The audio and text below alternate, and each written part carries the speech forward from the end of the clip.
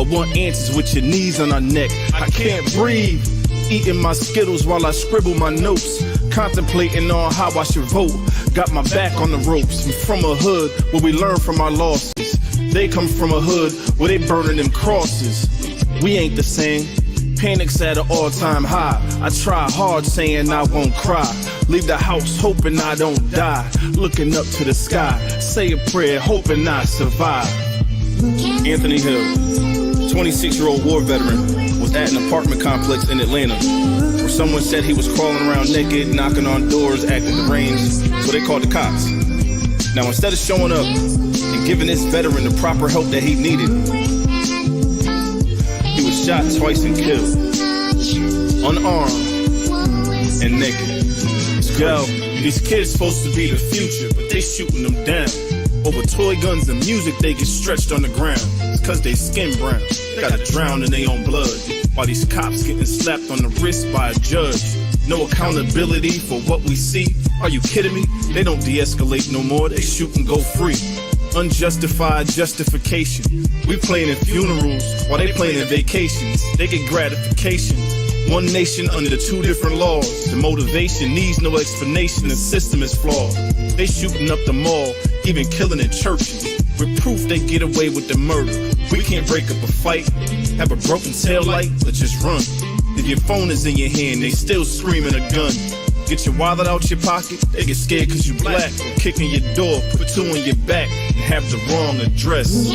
22-year-old Kane Rogers was shot and killed by a police officer responding to a suspicious person possibly breaking into vehicles. As seen on his dash cam, he swerved in front of Kane's car at the last second, so Kane avoided his car. He jumps out, starts shooting, strikes him and kills him. He said Kane tried to run him over. Dash cam shows something completely different.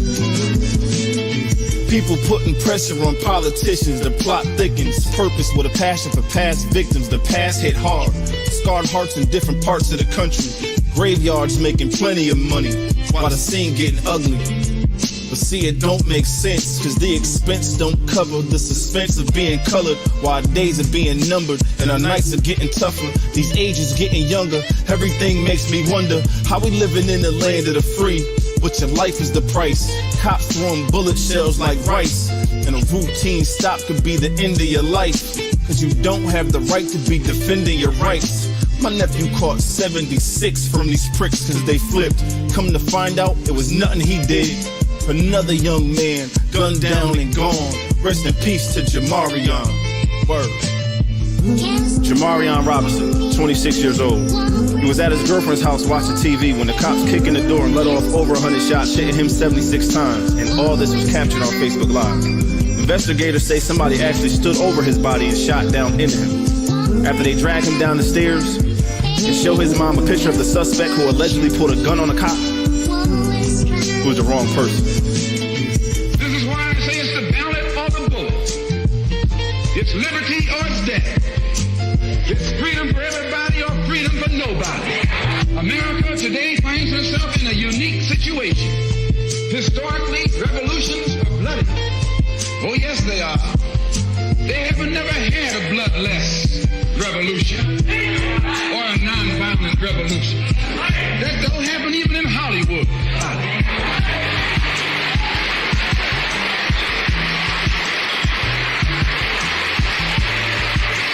It'll be liberty or it'll be death. And if you're not ready to pay that price, don't use the word freedom in your vocabulary.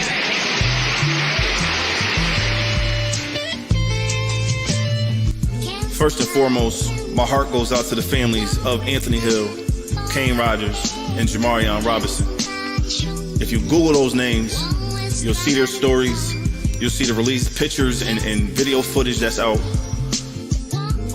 There's so many other families just in Atlanta alone that are dealing with the same situations of police brutality, where there's no justice as of yet for any of them.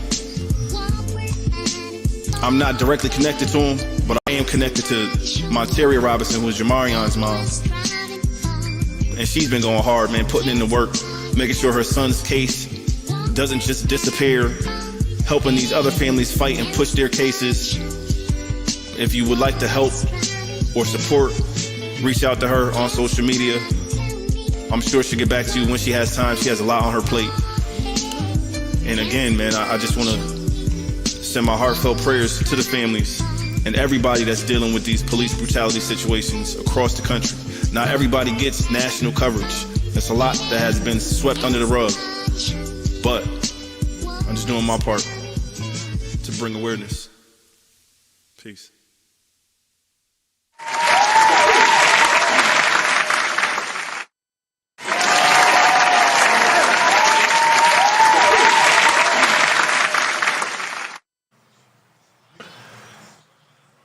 Yo, what's happening, y'all?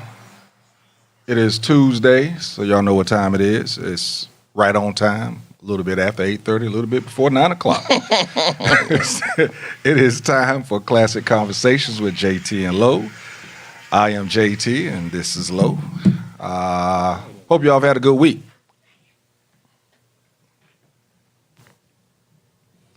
Glad that you're tuning in, and if you notice, you can go right on my Facebook page right now. You can go on Angelo's Facebook page, and you will be able to actually see the studio shot instead of our Facebook Live shot with the green screen. You can actually see the room that we're actually sitting in. See the books behind us? We smart and everything. See what I'm saying? We trying to read up on some stuff. Bro, what's happening? What's been going on this week for you, good man? with your brother, man? Hey, man, it's been an interesting week. You know, this week has stirred up so much dialogue that we discussed last week in reference to the SB 202.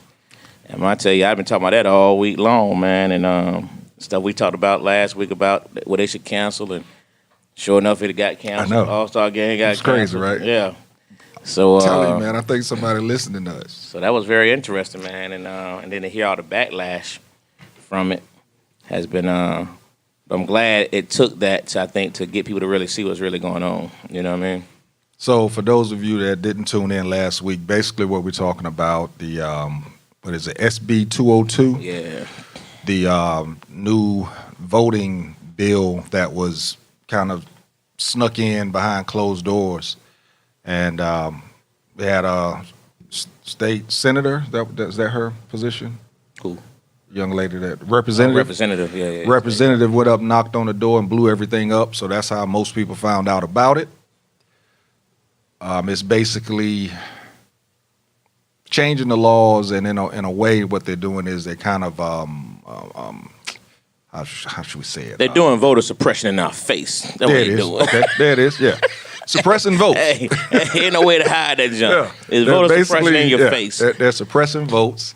We talked about it last week, and we was talking about Major League Baseball. There was rumors about they were going to take the All-Star Game away from Atlanta, in other words, away from Georgia, and that's exactly what they did. I think the Masters, it might be a little too late for them to do anything, but it would have been nice. It would have been a big statement. Yeah, it would have been a big statement if they did that. But they you know, I don't know if you had a chance to see this dude's press conference, but when I say this dude was in straight denial mode, and his whole press conference was Stacey Abrams and the far left, Stacey Abrams and the cancel culture, Stacey Abrams. You know what I mean? It's like, bro, that's all you got? I mean, he was, what was he saying? Major League Baseball is afraid of Stacey Abrams?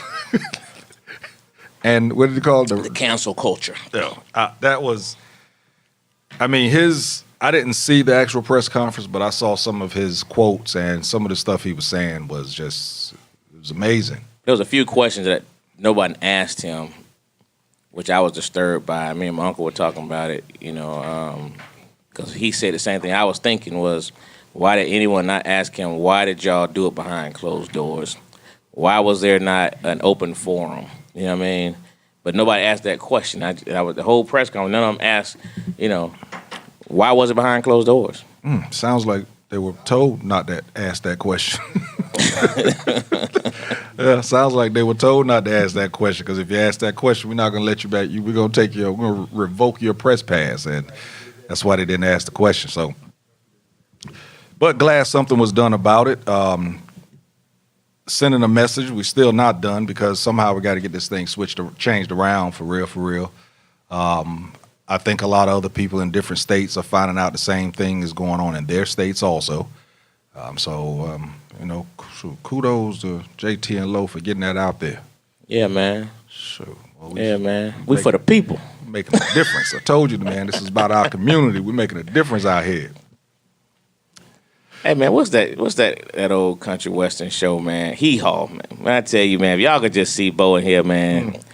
Every time I look up, man, Hee Haw just I just want a guitar. Yeah. Yeah, man. Yeah.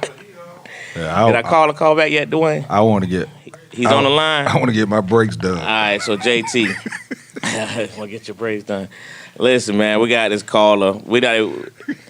My uncle saw the topic when I posted it, and his good friend Carl Snowden, man. This man is, I don't know if history buff even does it true justice of the knowledge and history that he has. And anytime my uncle makes a post with this guy on there, man, I immediately post it because his history, man, is just beyond belief. He tried to get him on a couple times before, the time didn't allow, man, but he's on the line now, so I don't want to waste any more of his time. I want to get him right on because they saw the post. Okay. You tagged me in some of his before, right? Yeah. Yeah. Exactly. Okay. Yeah, All right. this All right. brother's so Yeah. deep, man. Yeah, yes. That all we can just be humbled that he took the time to call in. And so can we get him on? Let me hear. You there, Brother Snowden? Yes, sir. Okay. The floor is yours. I want you to speak whatever you want to speak to the people, however you want to address it. The floor is yours. One of the things that I think is important is that we begin to control the narrative. It's important that we be able to tell the story. If you were to ask people in Atlanta this evening this question, what happened 40 years ago last month? And many will look and wonder, what are you referring to? Because people don't take the time to document the history and to know the story. 40 years ago in Atlanta, we had the 1981 murder of children in Atlanta, Georgia. And we have in Atlanta some of the most prestigious universities and colleges in the nation. Have you ever wondered why people have not stopped and examined what happened in 1981 and what are the lessons that come from 1981? Most people are even unaware of the major contributions that a woman named Kamel Bell, who lived in Atlanta, made to the nation. It was Kamel Bell that called for and was able to produce the first national program in the nation, where if children are missing, we now know there's a process to identifying his missing children. But Kamel Bell is not getting credit for that. Just as if you listen to people who talk about the free breakfast program, most people are unaware that the free breakfast program in this country started by the Black Panther Party. The Black Panther Party is not given credit for creating the first free breakfast program in the nation. That's right. It's very important that we control the narrative. If I were to ask people today, who was James Madison, they could tell you that James Madison was one of the founding fathers and wrote the Constitution, Declaration of Independence. If I were to ask you who George Washington was, they would instantly tell you that George Washington was the first president of the United States. But if I ask you the question, who was Madison Washington? Most people listening to this program have no idea who Madison Washington was. But if they were to Google him, they would discover that Madison Washington freed more African Americans than Abraham Lincoln. Lincoln produced the Emancipation Proclamation in 1863, and a black man named Madison Washington freed over 130 black people 22 years earlier. But most people have no idea who he was.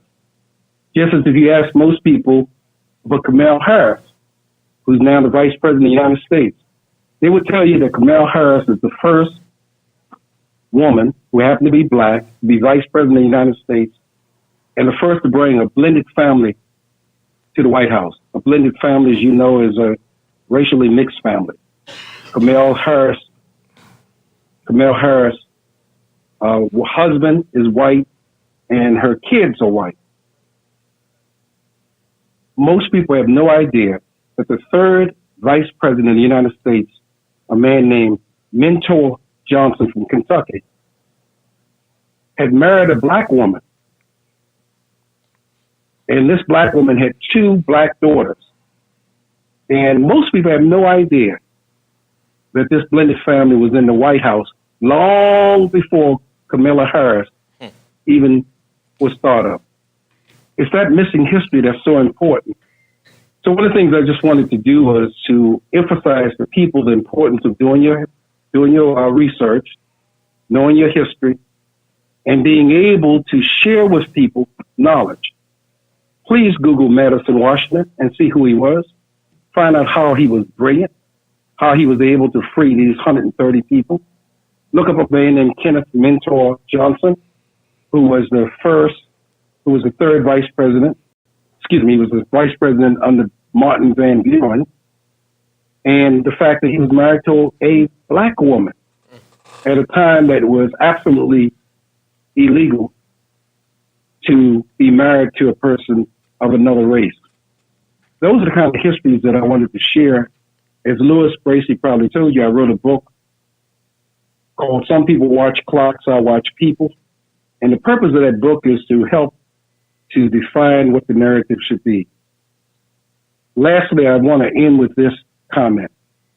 And for people, particularly in Atlanta, Georgia, I hope they listen carefully to this analysis. If you would ask most black people, do they believe that President Barack Obama is an intelligent man, they would quickly say yes.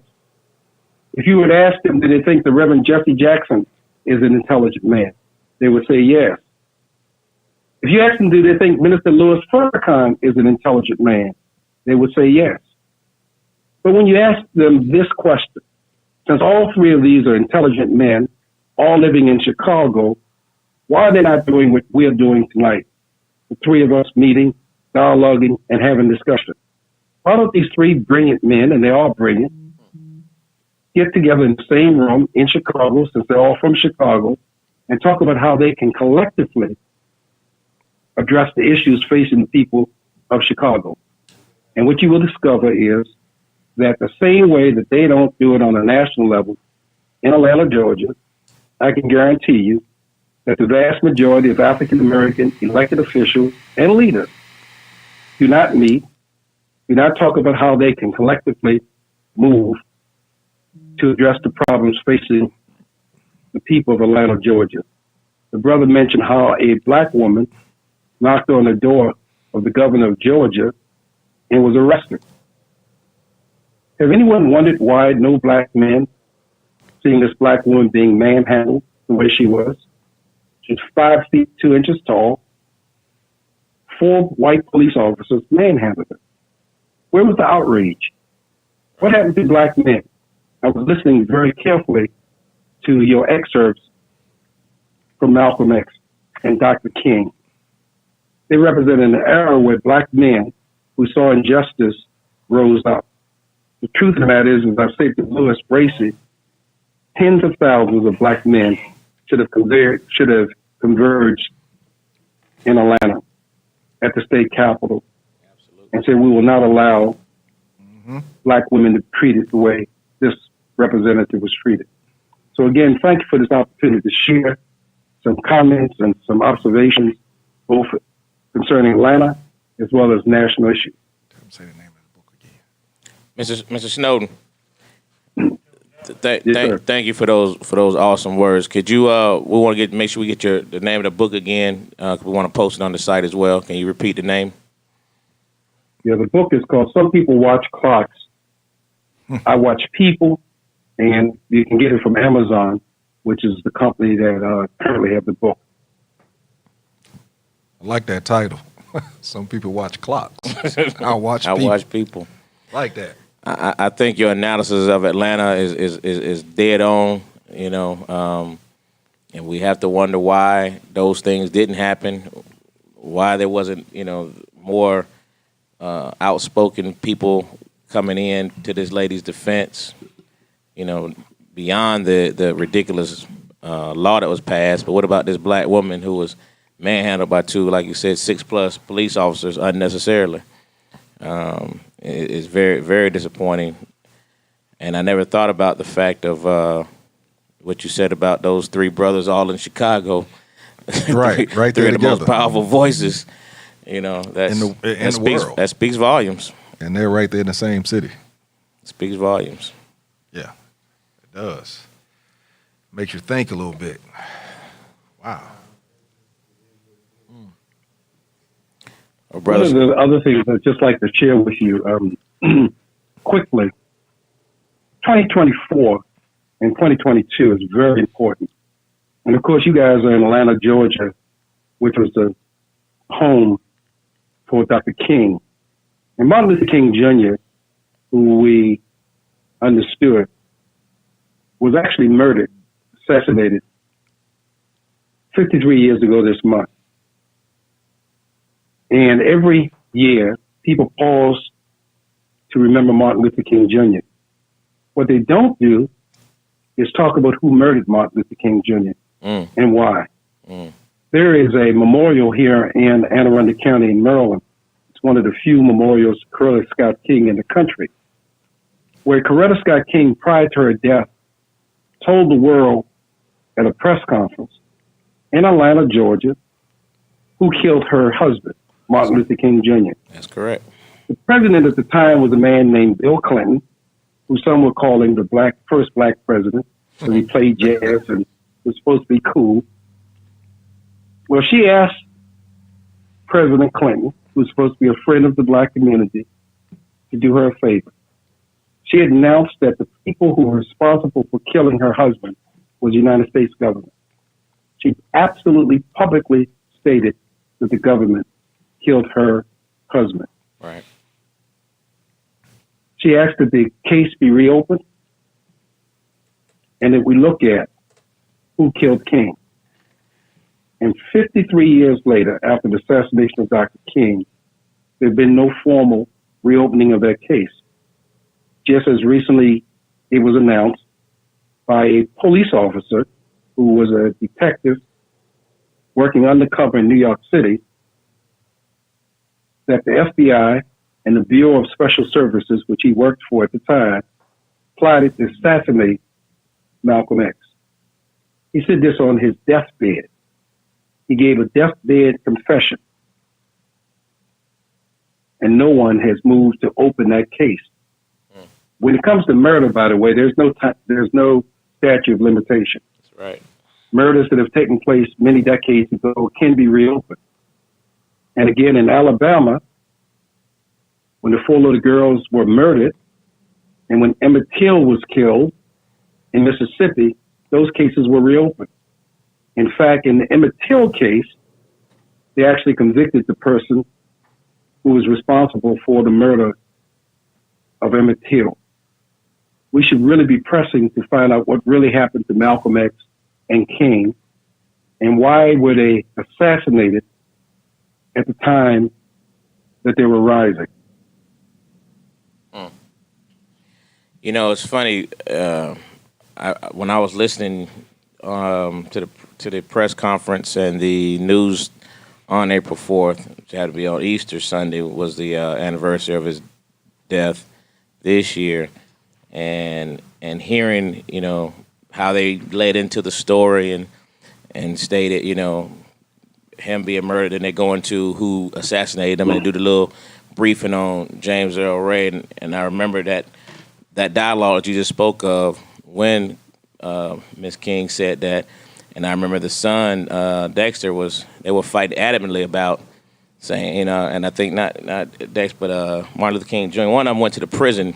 That was Dexter. Went to the prison to meet with James Earl Ray, and asked him point blank, "Did you kill my father?" And he said no. He said, "I did not do it." The man was dying, so he had nothing to lose. I would imagine. Right. You know what I'm saying? But I guess the question is, you know, let me ask you your opinion. Do you think he was the trigger man? Although the government probably put him up, but do you think he was the trigger man? No. No, there's a great book out called The Plot That Killed Dr. King. One ought to read the book. You will be shocked to learn a number of things that are all matter of record. Not only was Martin Luther King Jr. the victim of a government conspiracy, but the day that he was murdered, there were troops from the army, snipers, who were actually on the scene at the time King was assassinated. Most people don't realize, because they don't take the time to study the record, the black police officers and the black firefighters in Atlanta was pulled away from that site That's the correct. day that King was assassinated. I remember that. Right. There have been a judge who's now a television judge. His name is Joe Brown. He actually covered the case involving King assassination, Wow. and the jury determined that James Earl Ray was not, I repeat, James Earl Ray was not the assassin of Martin Luther King Jr. A civil trial found him innocent of the trial or the charge. Again, most Americans don't know that. Just as most Americans don't know, there are two interesting pieces of history. In 1957, when Martin Luther King Jr. wrote his book, Strive to Freedom, he was in Atlanta, Georgia, and a demented black woman asked him, was he Martin Luther King Jr.? He said yes. And she took a knife and stabbed him in his chest. It was said that if Dr. King had sneezed, he would have died. Imagine what would have happened if Dr. King had died in 1957. The person who stabbed him was a demented black woman. Now watch history repeat itself. On June 30th, 1974, Martin Luther King Jr.'s mother is in a church, an Ebenezer Baptist Church in Atlanta. Dr. King has been dead 6 years, 8 years actually, and in walked a young man. As Mrs. King is playing the organ, is the Sunday service is beginning, the man asked her, is she the mother of Martin Luther King Jr.? And again, without looking up, she said yes. He then asked her, is she a Christian? Again, she didn't look up. She said yes. He shot her 5 times and killed her.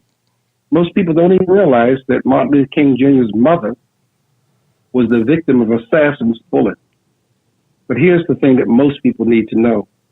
The man who shot and killed Martin Luther King Jr.'s mother was a black man who was arrested and later put into prison, and not prison, but in an insane asylum, where he died some 20 years later.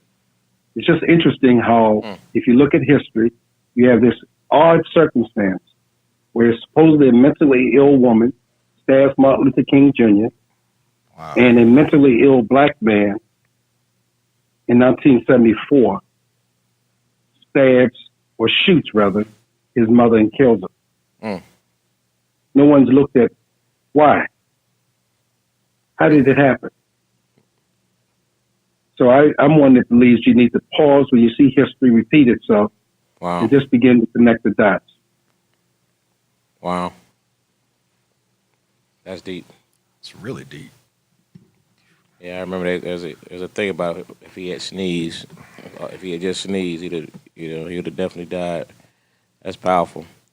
And I definitely like the Malcolm X. I've always felt like that was a government assassination. It was too many undercovers all around, and nobody. Nobody, right. That was assassination for. Malcolm X in his own autobiography talks about how he was poisoned while traveling in the Middle East and in Africa. He himself would later say that those who were trying to kill him was bigger than the Nation of Islam. And what most people are unaware of, in fact, here's a little tidbit of history. When did you think the first FBI agent was hired in America? You said when? When was the first FBI agent hired in America? I do not know. Yeah, I can't even guess on that one. Take a wild guess. When do you think it was? Early 60s. Yeah, I was going to say, most 1957. Yeah, most people would think it was the early 60s or close to it. The first FBI agent in America was hired in the 20s. Oh, Now, wow. why would the first FBI agent be hired in the 20s, a special agent?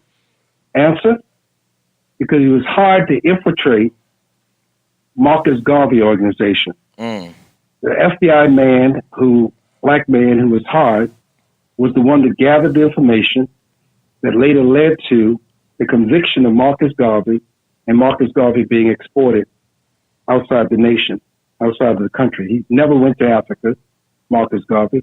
He was from Jamaica, and he died in Jamaica. And yet most people, our children in particular, have no idea of that history. People don't share that information. Most would think that black people became members of intelligence agencies in the 1960s, and it's just not true. They've always used African Americans against other African Americans when it served their purpose. And J. Edgar Hoover personally hired this black man, who, by the way, was a former police officer, and who willingly worked for the government. Sad but true. Wow. I knew this was going to be an enlightening conversation. No, man, he's got a lot. And that's just, and they ain't even hit the tip of his iceberg. So, Brother Snow, I just can't thank you enough for the time and this history, man. We definitely gonna take this information and continue to pass it on because you just taught us something for sure tonight. Well, do me a favor. Yes, sir. Google Madison Washington, and then share with your viewing audience or listening audience who Madison Washington was. Absolutely will. It's an incredible story. Please take the time to Google Madison Washington and then ask yourself, why don't anybody ever talk about Madison Washington? Right. What he did was one of these incredible heroic feats in American history. But you will not find Madison Washington in any school system in America, including Atlanta, Georgia. Oh yeah. And there's a reason for that. He who controls the narrative gets to define history. There it is. Going to the book, to the world map, in 1970, you will find in 1970 on the world map a place called Saigon, which was in Vietnam. Pick up the map today, you will find no Saigon. What you will find is a city called Ho Chi Minh City, because the conqueror always gets to define the history. Rhodesia no longer exists because when Africans took control, they called it Zimbabwe. Tanzania had a different name. The Congo had a different name. Those who are in the position to define their history control that history and those institutions. How about that? And for young people who use the N-word and think that they can redefine the N-word, all I will suggest to them is that people without power cannot define. So only people with power who gets to rename situations, cities, and customs and culture. Wow. So wow. Hopefully as our young people who do rap music and use all of these N-words, they will come to understand that there's a reason why in our generation we used to refer to each other as brothers and sisters. Today we refer to one another as my dog, my nig, all of these derogatory terms that are designed to define us and define away our humanity.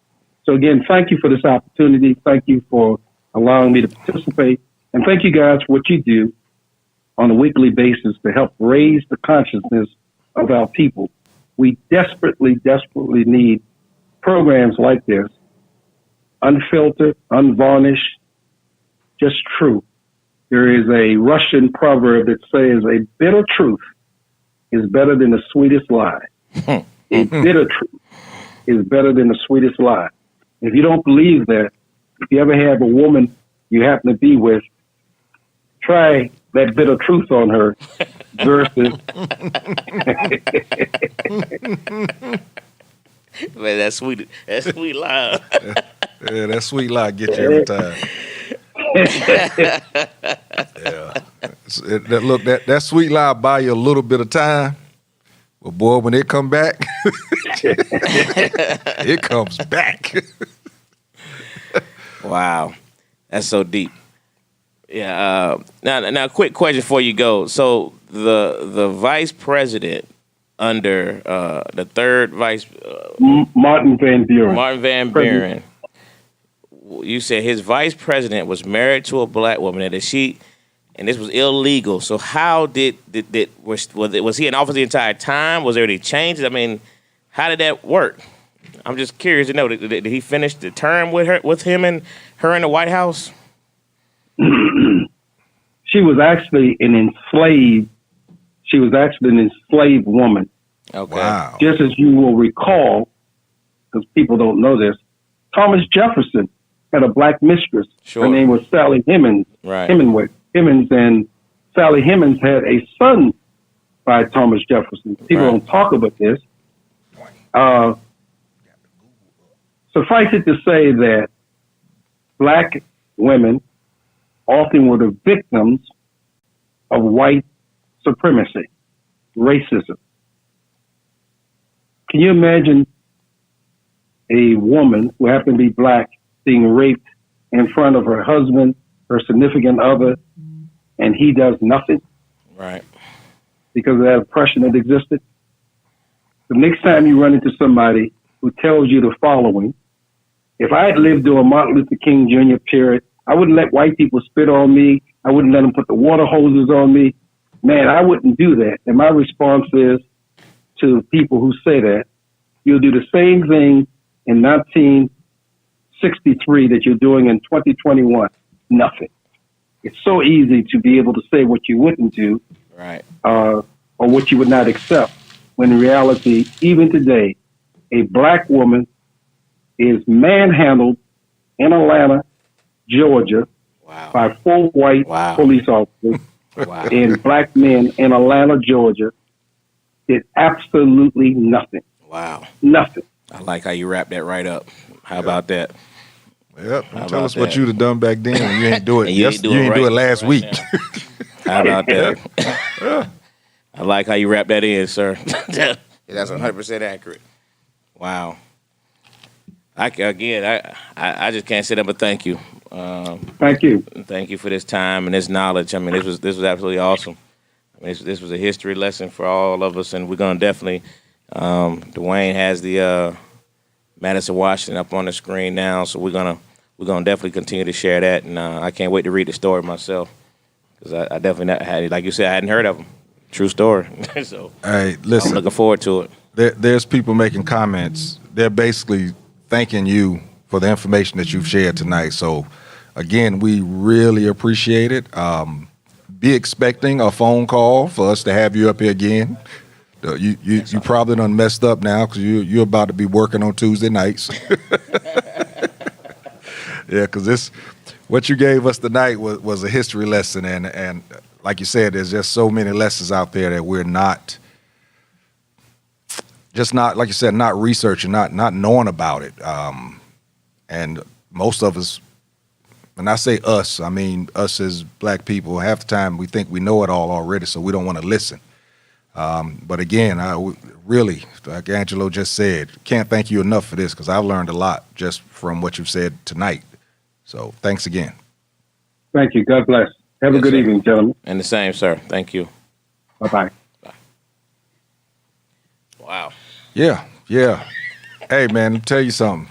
Classic conversations, we always have a subject matter that we come in with. But when you get in some history like that, you just got to let it, as the DJ say, you got to let it breathe. And if he wanted to talk till we got off, he could have talked. Yeah, sure. He just got to let that breathe right there, man. That was dope. That was awesome. That was. That was awesome, man. Madison White. Boy, I'm definitely gonna be reading that tonight. It's been a minute since I actually sat and listened to somebody like that. Yeah. And it's probably because I've read some of the things you tagged me in. The dude Hey, is man, he's the deep. stuff he be writing, man. Yeah. It'd be absolutely incredible. Yeah. So, what's happening, brother? Hey, man, glad to have you as always. I know we was expecting you last week. I know some of them infected probably had an accident in front of you or something. Couldn't make it over here. Late call. Okay. We'll just keep Is it the at microphone on? that. We'll keep it at that. I can't hear. I want to make sure I can hear. I ain't really hear him. Oh, yeah. Check his So I mic. mean, that's a but that's an awesome segue into the actual subject matter of the night, Teasy. Yeah. I mean, how we educate our children about race. I mean, shoot. Yeah. He just gave a straight class on number one. You need to know. You need to know yourself. Yeah. Yeah. I mean, it makes you feel like, should we even be teaching them? Looks like we got to go to class first. Hey, Gosh. man. But yeah, that's what the subject matter of tonight was. You know, with the climate of the world today, you know, how are we educating, you know, our kids about race relations, racism, that type of thing? Because, you know, it's like I put in my post earlier, you know, you can tell them to stand proud and you know, stand within their race and be proud of it. But you can tell them, you know, do you want to tell them only rock with your own, you know, only do this, only do that? But let's face it, you know, we have to, I mean, honestly, if you really, a lot of people don't want to say it, but honestly, we have to still deal with people of other races. Yes, most definitely. You know, you have to, period. There's a lot of people out there that's going to say, nah, man, we could keep our own dollar and out. Hey, I'm telling you something. You're going to have to deal with people of other races. And so, you know, how do we teach our younger ones, our kids, our nephews, you know, our little cousins, you know, how to deal with it without being too angry and also without being, you know, too lenient and letting people walk all over them? You know, give me your opinion on it, MJ. What do you think? And again, people, ain't nothing changed about classic conversations. Ain't nothing. You see these books behind us. Ain't no certificates hanging up. We're not saying that we're experts or nothing like that. We're giving you our opinions, and we hope that you will call in and give us your opinions also. I'll say where I raised my sons and daughters was to understand who they were, but also take them out. So especially your daughters, as a black man, I think your daughter's first experience, all her experiences, should be with her father, as far as taking her out to candlelight dinner, taking her out, showing them around. My kids, I took them everywhere, and when there was a situation, I dealt with it. Like I remember one time when I was out with my grandfather and how he dealt with me. We had just went to a cattle auction in Kentwood, Louisiana, home of Britney Spears. And he sold about 60 head of Hereford, whiteface Hereford. Those are type of cow. And he used to put his money in a money belt. And we went to a... Wow. Boy, you went back. Yeah, I'm going back. I'm putting my age again. Said a money belt. We actually went into a store. And I reached in and got the candy. It's an old-fashioned store. You got the candy in the jars, and pickle pig, feed pickle. And he said, get what you want. And I was getting what I wanted. And I remember like it was yesterday. He put his money out to the girl, and young white girl. White girl couldn't have been more than 15, 16. Wouldn't take it. He set it on the, like kind of set it down, and I was kind of bewildered. And then she got the money. He had his hand out, and she put it on the counter. And I said something, because I went to Holy Family at Fort Devens, Mass. And I said, hey, why are you doing that? And my grandfather said, oh, don't worry about it. And his exact words were, that old Peckerwood don't know. And I left out, and I was mad because I wanted to say something. You know, my granddad's like, "No, come on." And we went, and he said, "You don't fight ignorance with ignorance." And he explained to me why she did that. And I said, because he's like, that's probably more money than she'd seen in her life, and she was wondering how a black man had it. And he broke it down. He said, now, I could have cussed out or let you cuss out or say something to her, but then we have to deal with somebody that could be equally as bad. And I said, who? And that's when he broke into the police and black relations with law enforcement and things of that nature. So, I mean, everything with him was a teaching experience.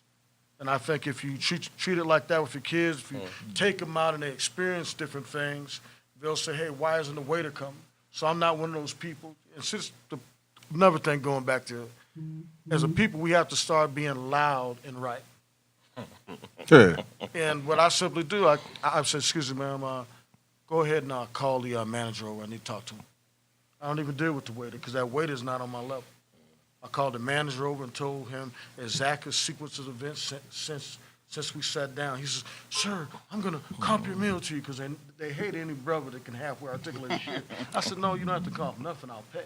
I need you to correct that waitress, but I don't want her serving me today. And I did that, and she mean mugged, she walked by, and and everything else. But that taught my kids how to react to ignorance. Right. And that's what. And my grandfather taught me that. My dad was the same way. He's a officer in the Army, and so I had a different outlook on it than other people.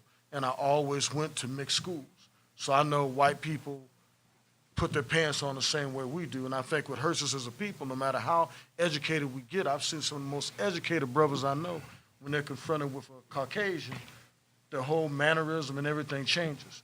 And I think the quickest way to stop that, getting back on the subject, is to show your kids the best in how to interact with things, not just the fun things, but just take them out to dinner where they have to use all the forks, and make them order food. I remember, like my son, he had a speech impediment. My daddy has a speech impediment. I have one. And we went to McDonald's. That joker didn't eat that day because he had to order his own food. And he was so intimidated by it. So I kept on doing that to guess what? He ordered his own food. And just simple things like that you do to show them that you're not intimidated by white people, because you can never let nothing pass, because if you let it pass, then that's acceptance. Right. And I never wanted to have that type of acceptance in front of my kids, but I also, once again, I'll say it, loud doesn't make right. That's all I got on that. Great point. Two things I took a lot from it, but two things that stuck out. You said that your grandfather was telling you about the relationships between black people and police officers. Yes. I mean, I ain't got to age you. You got gray around you. So, what year was this? When was this? That was in the 70s. Now think about that. Your grandfather was giving you that lesson then. These are the same lessons that we have to give now. Yeah. So it comes back to, as much as we think we've actually moved forward, which we have, we actually haven't moved that far forward. Because you're teaching the same lessons. I mean, we actually have to teach our kids some of the same lessons that were taught to us in regards to race relations way back. I think where the problem stems from is we stopped teaching it for a period of time, because as soon as we weren't called niggers and people didn't throw Coke bottles at us, we stopped believing that, the American Thought dream everything was better is for some people, but the American dream has never been for everybody. And I think as a people, we stopped teaching it. We, just because MTV came out and they were playing our music on their channels and videos, and they were accepting of OJ and accepting of Richard Pryor, and anybody could make them laugh or run a football or shoot a basketball or hit a baseball. They accepted that, so we thought, oh, they accepted all of us. But during that whole time, redlining was going on. Dude, that was dope right there, what you just said. It's just a situation where I think it's, if you ever go to the doctor and he says, bend over, and you feel two hands on your shoulders, you know what's coming, right? And I think that's what's happening with us. We just got so enthralled by the fact, oh, they accept us, that we forgot about it, and think about it. That's when we started abandoning everything we had gained. We started abandoning the cities. I'm talking about nice areas. If you go over there in the West End and areas that traditionally have been black with nice houses, we moved out to the suburbs, And my family was different because we moved in, and Decatur was where it was graded. So that's where my dad got a house at. And Decatur's a lot different now than when I grew up. I'll just leave it like that. But it wasn't white flight, it was black flight. White flight happened when it first started, and then it was black flight. It's like we got accepted, now we stopped accepting each other. And white became right. White became the new right, or white became your way. If you weren't in an integrated neighborhood or you didn't move to that area, That's true, bro. you know, you weren't it. You weren't shaking. That's true, bro. That's very true. That's very true. That's very true. And that's exactly what happened. That's exactly what happened. Flight like a mug. That's deep when you think about it in those terms. Yeah, bro. My mind is. So I guess it's a matter of just of where you grew up then, you know, in terms of that change. You know what I mean? Because I think if you were still in certain areas, I don't think you ever saw a difference. That's true. You know what I mean?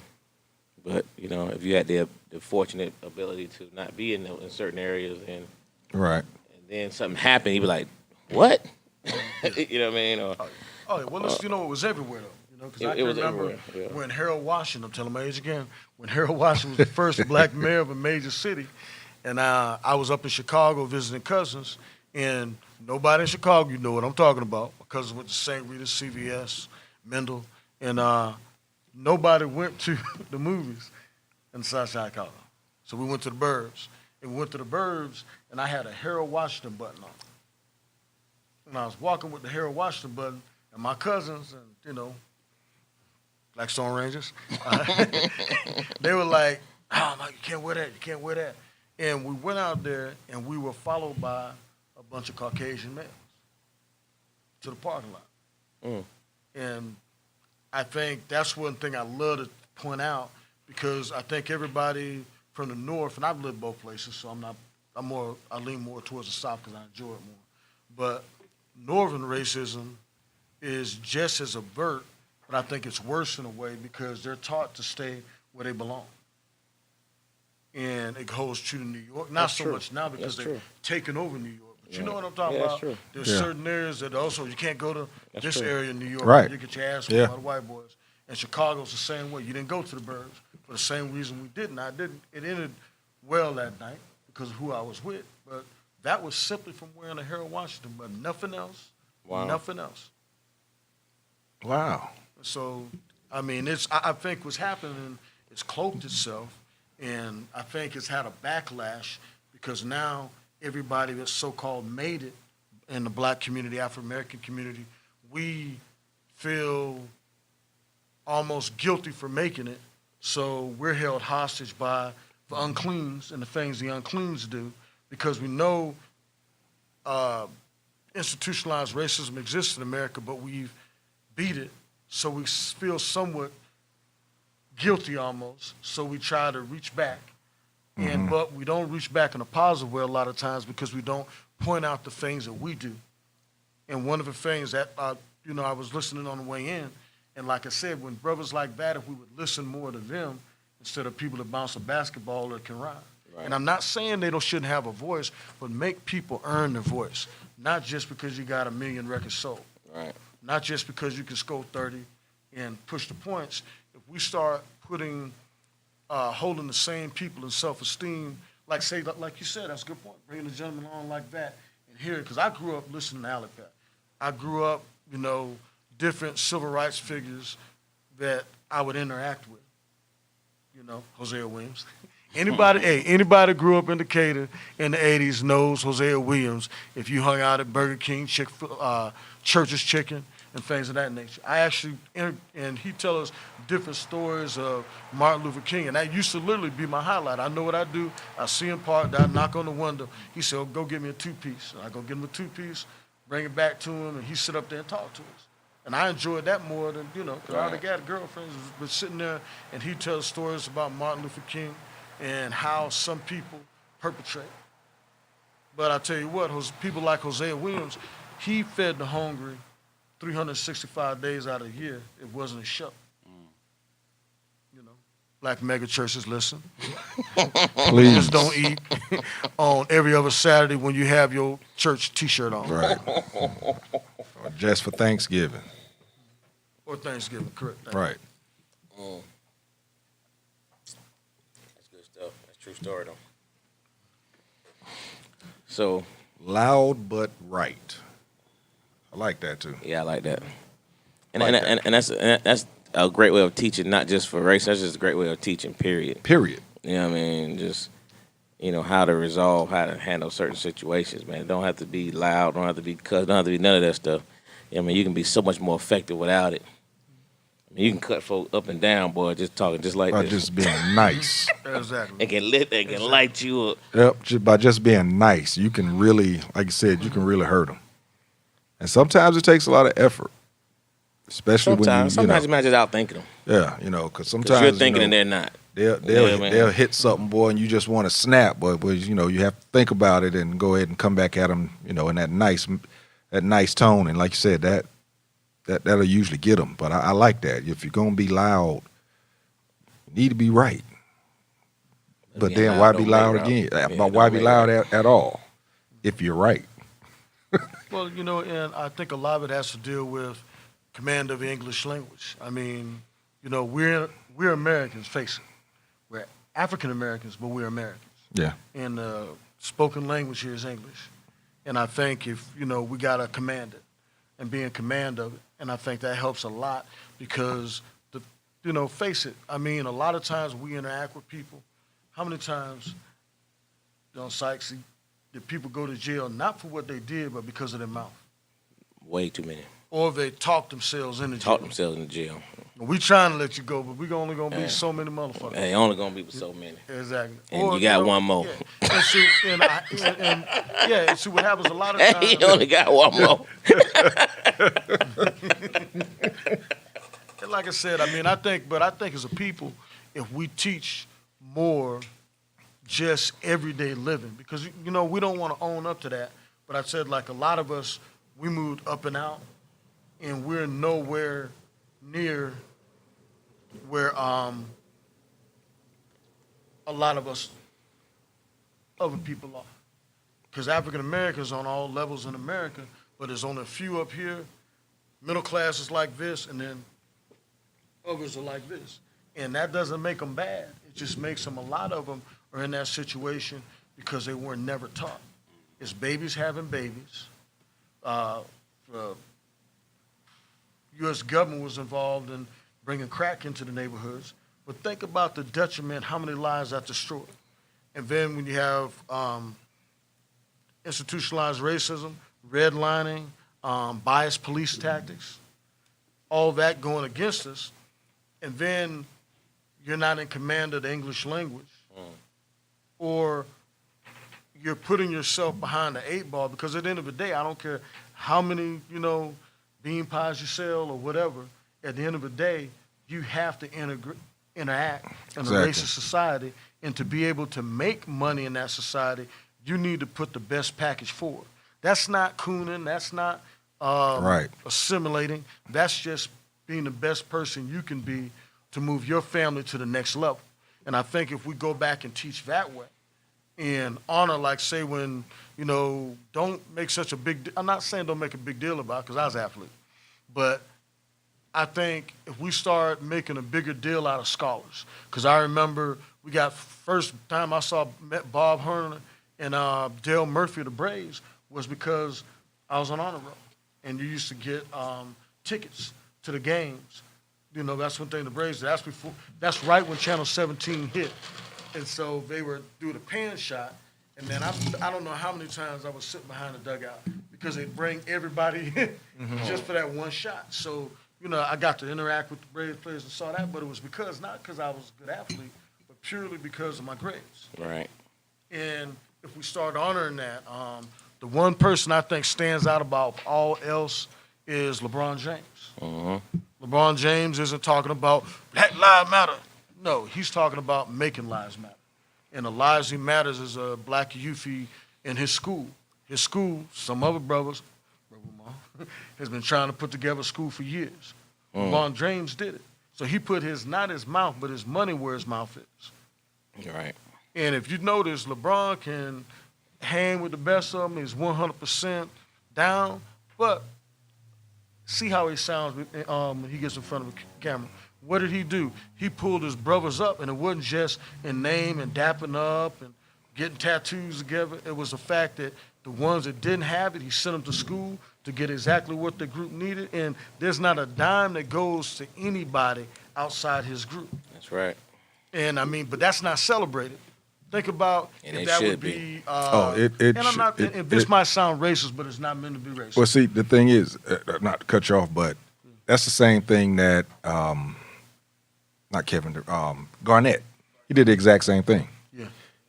Now he didn't blow up the way LeBron and his crew did, but he did the exact same thing. I want to say it's hard to say, but it makes me think that LeBron kind of saw that and figured, let me do the same. I mean, KG took all his boys to Minnesota with him, put them all in a cul-de-sac, and made all them go to school. And whether they work for him or not, I don't know if that was, you're going to work for me after you get to go to school. And I don't think LeBron did that either. I just think that this thing just came together the way it did. No, he did. No, that. there's a his is strategic. organized. There's His is very organized. strategic. So his was, but They knew what everybody did best. shout to KG. He did the same. He did the same thing. I mean, He put all his boys in a cul-de-sac. These was kids. They was 18, 19, 20 years old. Each one of them had their own house. But the thing that I think that hurts us as a people, because we don't face it. When they took Bill Cosby out, that took the only shot we had of owning a station unless Oprah and what's his name, Tyler Perry get together and go hard. But what happens is, like, say if it was the Falcons quarterback, and imagine if he had brought all his friends up with him and everybody was an integral part of him and he kept his crew tight, there would be a 60 minutes expose on that. You better believe it. But they'll talk about, is LeBron as good as Jordan? Is LeBron this and this? I'll say right now, hands down, as They're gonna for keep the black community, they keep LeBron him. blows them away. They're keeping them in the sports realm, just like you said. They're gonna keep them right there instead of celebrating other But part nobody, of it. They don't talk about that. If you look at the Exactly. fact he put together a school, and those kids are doing Yeah. exactly what we all knew they would do with giving a chance our Giving a kids do chance. because we Yep. moved to better school districts. Yeah. He did it the right way, but think about it. You got all these black educators, the same ones that screwed up the Atlanta public school system and fraudulently filled out tests. Those same administrators, not one person from the Atlanta public school system has reached out to LeBron James and said, "Hey, LeBron, could you do this here?" Or try to get it together where it becomes commonplace. Okay, what would happen if we had only male and female schools in the inner city instead of a charter schools? Because the only time charter schools, Atlanta public school system, come about is when gentrification hits, like over there in East Lake area. East Lake area. They have that multi-million-dollar glass building, looks good and all that money, but it didn't come about until the demographics changed in that area. Right. So why not, if you can do the same thing, and if that's not blatant racism, by reverse, but anyway, if you turn around and you said, okay, let's do that and off of Donnelly Howell, Bankhead Highway, and let's put an all-male school, all-female school, and let's see if that makes a difference, and put them in uniforms all the way through 12. Yeah, you're going to get some people that say, no, I want my kid to be able to know. But think about the black people, the African-American people that are going to be down with that. Because now it's not going to stress their pockets. I got to make sure my kid has the right sneakers. And then you have a curriculum and you only teach, you teach black history's actually part of a curriculum year-round. It's not a 1 month out the year where everybody does a report on Martin Luther King or whoever. Right. I've seen so much on Martin Luther King, I want to see nothing else. Right. Not saying, he's a great figure now, but I'm saying There were there's so many other more. people. So many more. Like, I think Hosea Williams blows them all out the water other than Martin Luther King for everything he did up until his death. He never stopped. He took time out at 11 after the games. We went up there, and he sit there and hold school for all of us, tell us about stuff.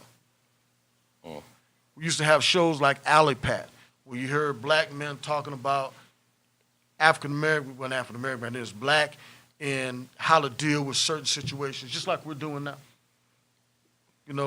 We need to bring that back. And like I said, I think it ain't white people. I think we've lost respect for each other. And lost respect for what it most means to be definitely. black. Yeah, that's most definitely. Let me on this pop when you started talking about the charter schools, but it brought me to something else. Would you two agree that racism is mostly embedded in the older communities, older white communities, the older white people? That's where it starts. It's something just handed down. The reason why I ask is because, okay, your kid's out in Douglasville, mine was out in Paulding. So it wasn't around black people all the time. It was around white folks. Same with my kids. So when you, at least when I spoke to mine about it, he looked at me like, man, what you talking about? These my dudes. They ain't, they're not racist, but at the same time, I also know that one of these days you're gonna come against it. It's gonna be in your face. So I tell this story all the time for my kids, right? So, I coached for a long time, and we didn't necessarily, as young kids, discuss quote unquote racism. You know what I mean? They're growing up 3, 4, 5, 6 years old. Right. You know what I mean? Because they were amongst, like you said, they were multiracial schools, but it kind of, it's amazing how racism grows because it kind of just grows into the environment. And let me say what I mean by that is, like for their baseball team, I coached this baseball team since those kids were 3, 4 years old, right? And I coached them all the way up till probably 12 years old, 11, 12 years old. Most of the same team. A few kids interchangeable here and there. There was a core group of kids that came up together. And as young kids, man, I could show you pictures and videos of them just They're all always just kicking it. Mm-hmm. There was racism, there was no difference. They didn't even see Right. the difference in each other. You know what I'm saying? But boy, when they hit middle school, early part of middle school, 11, 12 years old, you started seeing the separation. I know when they hit. You know what I'm saying? Start dating. You started That's when it seeing hits. you started seeing the separation. You started seeing in the dugout, the white kids were here, black kids were there. In the dugout, you know what I mean? Yeah. Same kids. Yeah. Same ones that was hanging out. They were hanging out. You know what I mean? You hear about a party and such was at the party and the other group wasn't even invited to that. You know what I mean? Mm-hmm. Same. You know what I mean? It was just like, wow. I'm sitting there watching it. I'm literally that's a lack watching the divide. That's a lack of actual integration. I think everything in America now is done for show. They want everything to appear that way.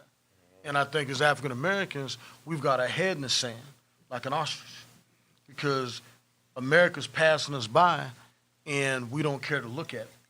We're 13%, 12.5%, 13% of the population. Now, if anybody watches TV now, that African American has been replaced with an Asian or an Indian. The black man has been replaced. If he's dark-skinned black male, he's gonna have a white wife. If she's a dark-skinned black female, she's gonna have a white husband. And sometimes in between. But you know how they want to present African Americans now on TV is mixed or assimilated. They don't want to show Mfume and his 2 kids with dreads. They don't want to show that. And we thinking the people that have made it, it kind of eases our conscience and our soul to believe that everything's okay. Just look at TV. Hey, look at, so-and-so. They're best friends, and they want to see that. I grew up in a situation, being an Army brat, bouncing all over, where I truly had mostly white friends growing up. When I went to when I came You're here, not by got my yourself. first chance to go to a black school, I lost my damn mind. My sister went private, which St. Pius, and I stayed in, well, it wasn't even my kids, 50%, 50-50, but still, it was the most black people I've seen in my life other than a family reunion. And I think what's happening now, I think it's for show. Just because they play rap music doesn't mean they like black people. Right. Okay, so that right there, because that happened to me too. In North Carolina, I was in a mixed school, and most of the schools we played against was mixed, except for this one. 90, I'm saying now, I'm giving the benefit. I think it was 110% black. I mean, it was all black folks, and going up there my freshman year, like I said, I don't think I really paid too much attention to it. You know, I saw some cats that I know, 'cause it wasn't that far, so I knew saw some cats I know, talked to them, played the game, left. Sophomore year, kind of took notice of it. But then my junior year, when I actually was not playing, I didn't play that year, and I just went to the game. And I was sitting there like, yo, it was the highest number of black people I'd seen in one space at one time. And like I said, these today, with everything that's going on social media, all the stuff that's on TV, like I said, you're showing the supposedly better families now that they're mixed and all of this type stuff, all the stuff happening with the cops and everything. You know, when a kid grows up in a mixed environment and then all of a sudden they go someplace and it's just totally black, or they go someplace where it's totally white, you know, what type of, when they come back to you with questions, what would you say to them? Well, I mean, I'm again with that same experience he had, man, because, you know, living in Virginia, you know, it was predominantly black. We moved to Texas, it was mixed. Moved to Germany, you know, it might be another black person in the class if you're lucky. Yeah. And when you do, you're like, Hey, yeah, I finally got one. It was I'm with you on that, because when I was in the military in Germany, everybody that had kids usually sent their kids back to the States. Black people sent their kids back to the States to go to school. They would send their wife back to the States and let the kid go to school. They did them a disservice as they did, boy. I'd have been so mad at my mom. She just sent me back, boy. I love it differently. I think it helps because, like you said, the different settings. My son went to Emory and Henry, is a private school, college, and he assimilated great because he'd already been around white people. You follow what I'm saying? Yeah. He's not intimidated by it. But I think what you do yourself a than HBCUs, I'm all for it. What I'm saying is when you don't take the time, like I said, to take them out, show them around, let them know what's really up, attend the festival. Attend the Highland Games in Stone Mountain or something like that, just to show your kids that there is something different. But I think the worst thing you can do is it's not that big of a shock because they're in control. They run America. So if you take that kid that's been into a 50-50 school and send him to an all-white school, there's no issue. If you send him to an integrated school, there's no issue. Now, when he goes to college at HBCU, it's a culture shock. Because I got people in my family that didn't, oh, shit, you know? Yeah. And it's a culture shock. But when you flip that coin around and it's a black youth, no matter how well he's raised, what his GPA is, when you put him in an all-white setting and he's never been around them, and unless he's been raised right, which it very seldom happens because he's no opportunity, he's intimidated. Face it, because kids coming from a certain segment of our population, the only time they see somebody white is a doctor, a teacher, a fireman, a police officer. Everybody that's in control of the world as they see it at that point in their life. So now you're taking that kid and you're throwing them in an all-white situation.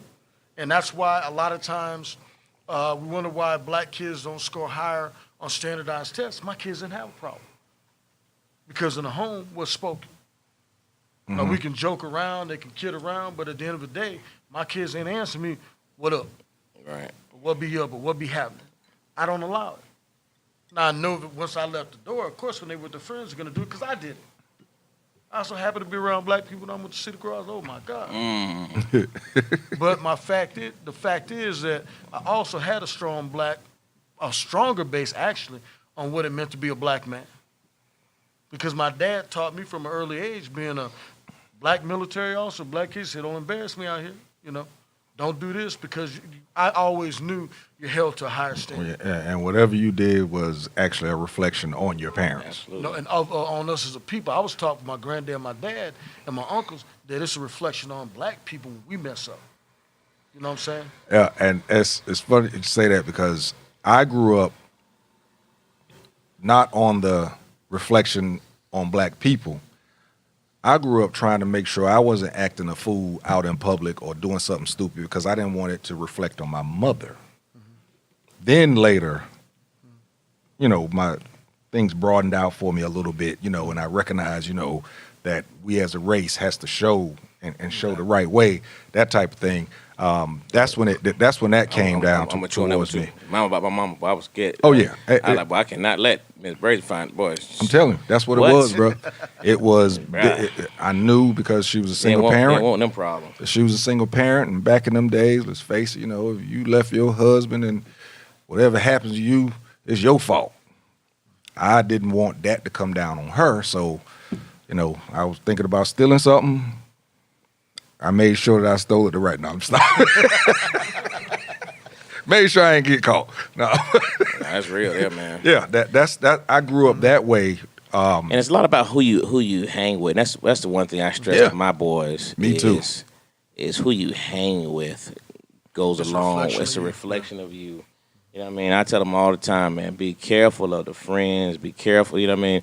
Because if they up to this, you know, they're going to try to pull you into it. You know what I mean? And you got to be. And the thing is, like you said, careful of perception. that jump, man. Even if they don't pull you into it, they did it last week, but not this week. You're with them. Guess You what? associated. You did it last week You too. associated, man. You know, so That's one thing I stress, is be careful about your associates, man. Be careful about them, and I think that's one thing that helped assisted me, you know what I mean, in terms of just, again, because I was scared of my mama. You know what I mean? I didn't want them problems, you know. Yeah, man. You know, so shoot, bro. But Same way my mama did most of the ass whooping. oh man, My dad is more so I didn't want to disappoint him. You know, I never wanted my mom to tell my dad because he'd set the rules and the laws and, you know, and my mom would enforce everything, you know. But like I said, I think if we put it out there like the dialogue we're having now, but they start having those dialogues in churches and things, like I'm a strong advocate for teaching black youth how to interact with police. I'm a strong advocate of just teaching them how to act, period, because right. the fact of the matter is, like we said so many times on this show, we don't carry guns to protect ourselves from white people. yeah. You know. It's sad, and you know what? There's a lot of people that want to argue that point, but it's a sad state, but it's the truth. Yeah. It's the truth. And you know, the thing that gets me though, I think really, from being so many years in law enforcement, is the fact that you see so many bright-eyed kids, and 3 years later or 6 months later, you see them, and that shine's gone out their eye. So many things happen in our communities that take a kid's love of life away.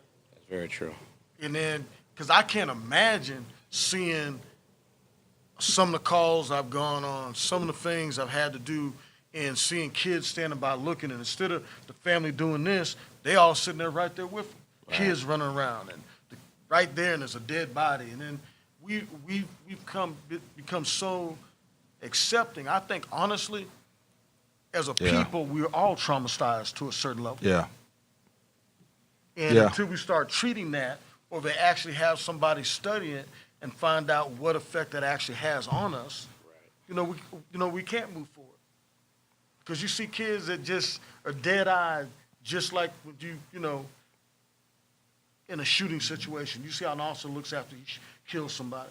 Or when you see somebody people don't, the things they don't rap about are when we get a 15, 16, 20-year-old that's killed somebody, and I worked fugitive for years, and we pick those people up, most of them are relieved because they've been living in an abandoned house. It ain't like all them homeboys that don't dap them up, Right. nobody wants anything to do with them because they're hot. Right. Their family ain't letting them go around, and they literally have nowhere to go to where they're they are relieved when we lock them up. Haven't eaten in 2-3 days. but nobody lets that part of it be known. Right. The only one they want to hear about is like when Gucci. Gucci killed 2 people. Man. All the cool stuff, none of the So real they don't stuff. like that. Not the real stuff. You don't have Gucci's money, you're going to jail. Right. I hear the phone ring. Yeah, got a call on there. Caller, Yes, sir. you there? What's going on, fellas? Hey, how you doing? How you What's doing? happening? Go ahead and state your It's name. BJ. Who? Said DJ. It's BJ. BJ, what up, bro? What's going on, JT? How you doing, man? I'm good, man. Just sitting there listening to you guys, and you guys are talking some real good stuff, man. And I just wanted to chime in because, I got 4 kids. My daughters are the oldest, 23 and 21, and they're pretty much grown and understand what's going on in the world today. But my boys are like 13 and 14, and with all this stuff that's going on with racism and injustice, they're a little confused and trying to understand, why when they have white friends that don't treat them any different, but then they see the things going on the news and then they hear all this other stuff going on. And what I teach them is the truth. I teach them the truth. I also try to educate them about our history, about where we are versus where we were. But even though we can see the mountaintop, it's still a hard climb, But at the same time, I teach away because of what you see going on or what you may experience in school or in these streets. Come and talk to me or talk to your mom and vent, because I would rather them vent with us than to go out here and vent in these streets and find themselves in some trouble. So I'm just like the brother on the end, old school. We got to get back to how they used to say it takes a village to raise a child. All right. We got to get back to where we're uniting and educating our children and educating other people's children that will allow us to educate them, will receive what we're trying to tell them, but most importantly, continue being that example to them. Because you can tell them anything, but it's a lot about what they see in you. Facts. Big facts there. Absolutely. So have your kids experienced direct, the 13 and 14-year-old, have they had any direct experience with racism in their school, whether it was with them or direct? Yeah. And how did they deal with it? Did they come to you about it? Well, they went to their mom. And here's the thing. They stay with their mother in Tupelo, Mississippi. Oh, wow. Oh, wow. Yeah, so they're in the heart of it. It just brings back to a Richard Pryor. Richard Pryor. I remember speeding ticket I got. Right. Miss Rudolph. Old Mudfoot. Yeah, but they have experience. And in fact, one year I took them camping at one of their Cub Scout meetings, and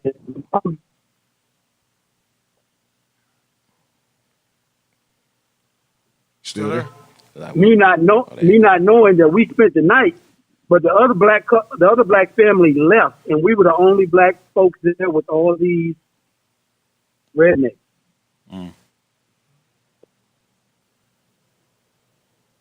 Going in and out. Because even as an adult, I could see the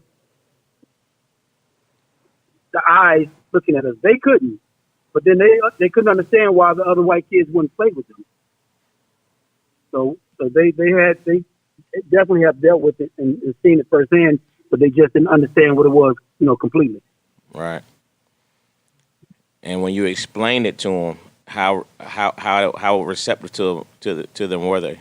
To it were they? They're pretty receptive. My boys are pretty smart, and they understood. And one thing that I teach them is always ask questions when you don't understand. And there are never even any dumb questions, only ones you don't ask. So they're very receptive to it, and they still trying to grasp the concept of why do other people of different color hate them because of the color of their skin. And as much as I can, I try to talk to them and explain to them, but more or less teach them the history. Not in a way for them to hate, to reciprocate that hate, but just like my man said, the ignorance of others, you don't want to reciprocate that. Right. So you want to rise up above that by showing that I understand, and it's not my burden that you hate me. That's your burden. That's right. That's right. That's right. That's a fact there, brother. Okay, BJ, being that you're in the entertainment world and everything, and you have to deal with the people of other races and everything. Have you had to have that type of conversation with any of your kids in regards to them standing proud in who they are, but at the same time, not being so aggressive to where they look like the angry black person? Yes, I've had that conversation with especially my oldest daughter, because I shared with her a time that we were on tour and we were out in Texas, and we were actually confronted by some off-duty white police officers that were actually calling us the N-word. They were calling us niggas. And how I had to stand my ground. At first, my emotions rose up, but I explained to her how I had to remember who I was, and the fact that they were attacking us because of the color of our skin meant that they were full of ignorance. And to me, that showed me that they were afraid of me. They were afraid of us. So I explained to my daughter that meant that you had power. They were afraid of the potential that you had in you to rise up and be everything that you could be. And you got to remember that when you faced with racism and adversity, that you are somebody, and these people are more afraid of you than you should be afraid of them. And use that as a way for you to rise up and not show any ignorance towards them as they show that towards you. So I've had that conversation with my oldest daughter, and she's going on through life and has blossomed into a very talented and beautiful young woman, Good deal. Good deal. Hey, man, I appreciate you calling in. Just in case y'all didn't know, y'all remember the song Dickie Ride? That right there. That's my man BJ. That's what's up. That's my man BJ. He's on the playlist.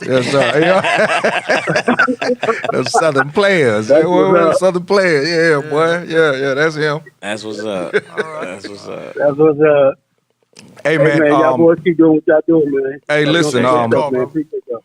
Next week, I'm gonna make sure to showcase your music on the show. I didn't download it like I was supposed to do this week, so I had Sagas join up, but I got you next week. Oh, that's what's up. I appreciate it. My man. Appreciate you calling in, bro. Yes, sir. Yes, sir. Y'all brothers be strong, man. Yeah, go for it.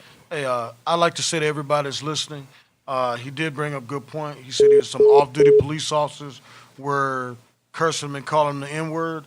People don't. He handled it the perfect way.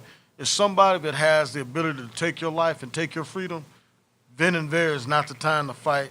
It'll be like Custer's last stand. It's going to result in you maybe being shot, but definitely going to jail. The best way to do that, and I should have followed up with him, but it was a good call. But I always like to ask people, did you file a complaint? Did you call for a supervisor? Those are your rights, and more people need to start exercising them. There's a thing called body cam now. Every jurisdiction, like Atlanta Police only had 2 people that can delete a body cam. One was the chief, and I don't know who the other person was. But it's not something that you can easily get rid of. So anytime you see a body cam on somebody and he's acting inappropriately, do law enforcement a favor, file a complaint, or call a supervisor out to the scene. But definitely go ahead and also know you do have a right to film police officers. They cannot tell you to cut off your camera, but they can tell you, if you hear these words now, so you don't end up in jail. Step back, you're interfering with my crime scene, step back to here. And they show you where they want to step back to, please do that, because if you stay inside that area, you will be placed on arrest for obstruction. Okay? So you have a right to film. You do not have a right to interfere with their lawful occupation. And if you do that, you'll be incarcerated. So continue to film, it's always good, but make sure you follow directions while you're doing it. There's nothing that says you have a right to film. It does not say you have a right to endanger, interfere with the safety, or mess up a crime scene. I just told you 4 things that's going to result in your arrest. So be smart about it, but help each other out. Like if you see something going on and you don't feel safe about it, that doesn't mean you can rush in on the scene and interfere with that arrest, but you can stand there and watch. And there's nothing wrong with asking questions. Officers, a true and right officer, likes answering questions. Just say, hey, excuse me, officer, I know you're busy right now, but can you talk to me when this is over? If there's things you can do to put yourself on an even playing field with that officer, number one, call a supervisor to the scene. And if he refuses, tell him, just say, hey, look, you're on body cam. Are you telling me there's no supervisor working tonight, or the supervisor's not going to come out to this call and I'm requesting him? Thank you, officer. Just tell him thank you and follow up Monday or follow up that next morning. You know, that's the way to handle it. And please, that's something else you can teach our young people, our kids, and actually some older people need to know too. It's not a punk move to stand down. It is not a punk move to stand down, and like you said, follow up. Make the report. That is not a punk move. No, too many people out here now feel that they got to buck back. Well, I too, and I'll speak on that. I think one of the most ignorant things we're doing as a people right now is intentionally confronting police officers and being an asshole when you've been speeding, it's on body cam, it's on tape, and then you're arguing with the guy yelling at him and deliberately being combative. Because it's all cute until you get that wrong one, and now there's such a thing that's called dead right. You may be right, but you're dead now. Right. You don't know who's on the other end of that gun. You don't know how he was trained. And I'm not saying, I was a police officer 30 years, and I know all officers aren't created equal. But I think as a people, we need to quit putting those videotapes out that are teaching kids the wrong way to do it. And everybody's getting 1,000 or 10,000 likes, and people say, man, did you see what happened? And I always say the same thing. Did you see the 15 minutes or 20 minutes or 30 minutes or 40 minutes before that officer used the force he used? We know there's bad officers out there, but a lot of things that we're jumping on the bandwagon with was dead wrong. And a lot of times people end up dead because they're wrong. Before we get that call in, let me go through this right here. This young lady, Tiara, she said that she loves the topic. Racist plays a harsh part in these states today, and it's so sad. She said her children is aware of it because she sits down with them whenever they watch the local news together. When the news goes off, she makes them write what they want to see the positive outcome in the world, especially in our country. She said racism shouldn't exist, and we should love one another. That's her opinion. Black, blue, green, color shouldn't matter. So that's how she's working with her kids, is that she's sitting with them and then having them to write out a positive outcome of what they saw. Oh, that's real good. That's real good. It's dope. That's one of my kids' punishments, write papers. Hey, people, start doing that. Hey, When man, kids mess up, they make them write hate papers. writing. Yeah, Boy, What a passion. My sons, they used to hate man, I throw a boy, book at them. 100 times. By Write the it. end of the week, or you ain't gonna, hey, pick a chapter, make it write it up. Write it 100 times, and it better be in a straight line. If it's not, you're going to do it all over again. We got a call on the line? Okay, all right. Yeah, they definitely hate writing. That brought me back to while waiting on the caller, man. I remember my rude awakening, boy. We came back from Germany, man, and we first went to Virginia first. We moved down to Dallas, Texas, boy. South Oak Cliff. Anybody live in Dallas, Texas, know about Oak Cliff. When I I don't tell live you, there, and I know. when you go from being one of 2 or 3 blacks in your classroom to everybody, that was a rude way. I mean, but you went from, living in Germany, man, you had all the freedom in the world, man. We 5th, 6th, 7th grade, man, we going downtown by ourselves, just a group of kids. You did everything by yourself. Walking the base movie theater together. Everything, man. Pack of kids. Yeah, man, pack of kids, bro, like it wasn't nothing. You on your bikes, they go to Dallas, boy, my mama say, hey, you know all that junk over with, don't you? Yeah. Hey, man, you talking about going on lockdown, man. We like, we can't do what? Get out of school, come home. Hey, bro, straight home. It's back to the light bulb thing again, boy. That was a rude awakening, boy. I tell you the truth. Yeah, but I think education over anything, because like I said, in my last couple years with Atlanta. I was lieutenant in Zone 1. And I had troops under me, but it was the first time I'd actually hadn't done anything high speed. It was just basic policing my whole career. You know how my career went. And it was probably some of my most enjoyable years, but it was also some of my most disheartening because you realize I didn't grow up a certain way. And being in the high speed stuff, you see the worst of the worst. And it kind of desensitizes you to it, and you don't really see that plight until you dip down in it. And I didn't realize just how bad we had gotten as a people. Because you got to realize, I'm like that white boy in the suburbs, or like that brother, that's made it. Right. You know, the only thing we see is the news. And when you see what people are going through, Every day. it's every day. I'm not talking about as an officer, you see it, but you don't see it if you're not right in the trenches. Right. But when you're right in the trenches, it's easy for me as a lieutenant, or it's easy when you're SWAT or fugitive or narcotics or different units, and you're riding by it, or you're going in and hitting the door and leaving, locking somebody up and leaving. But when you see and listen to the stories, and you realize, like I used to tell my guys all the time, I don't want to see no pink. And pink is traffic tickets. If any of y'all are out there, call in and let them know.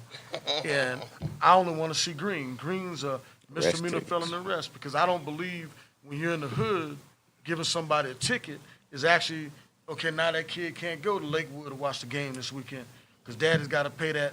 And tickets ain't no joke anymore. You're talking about $175, $150 or more.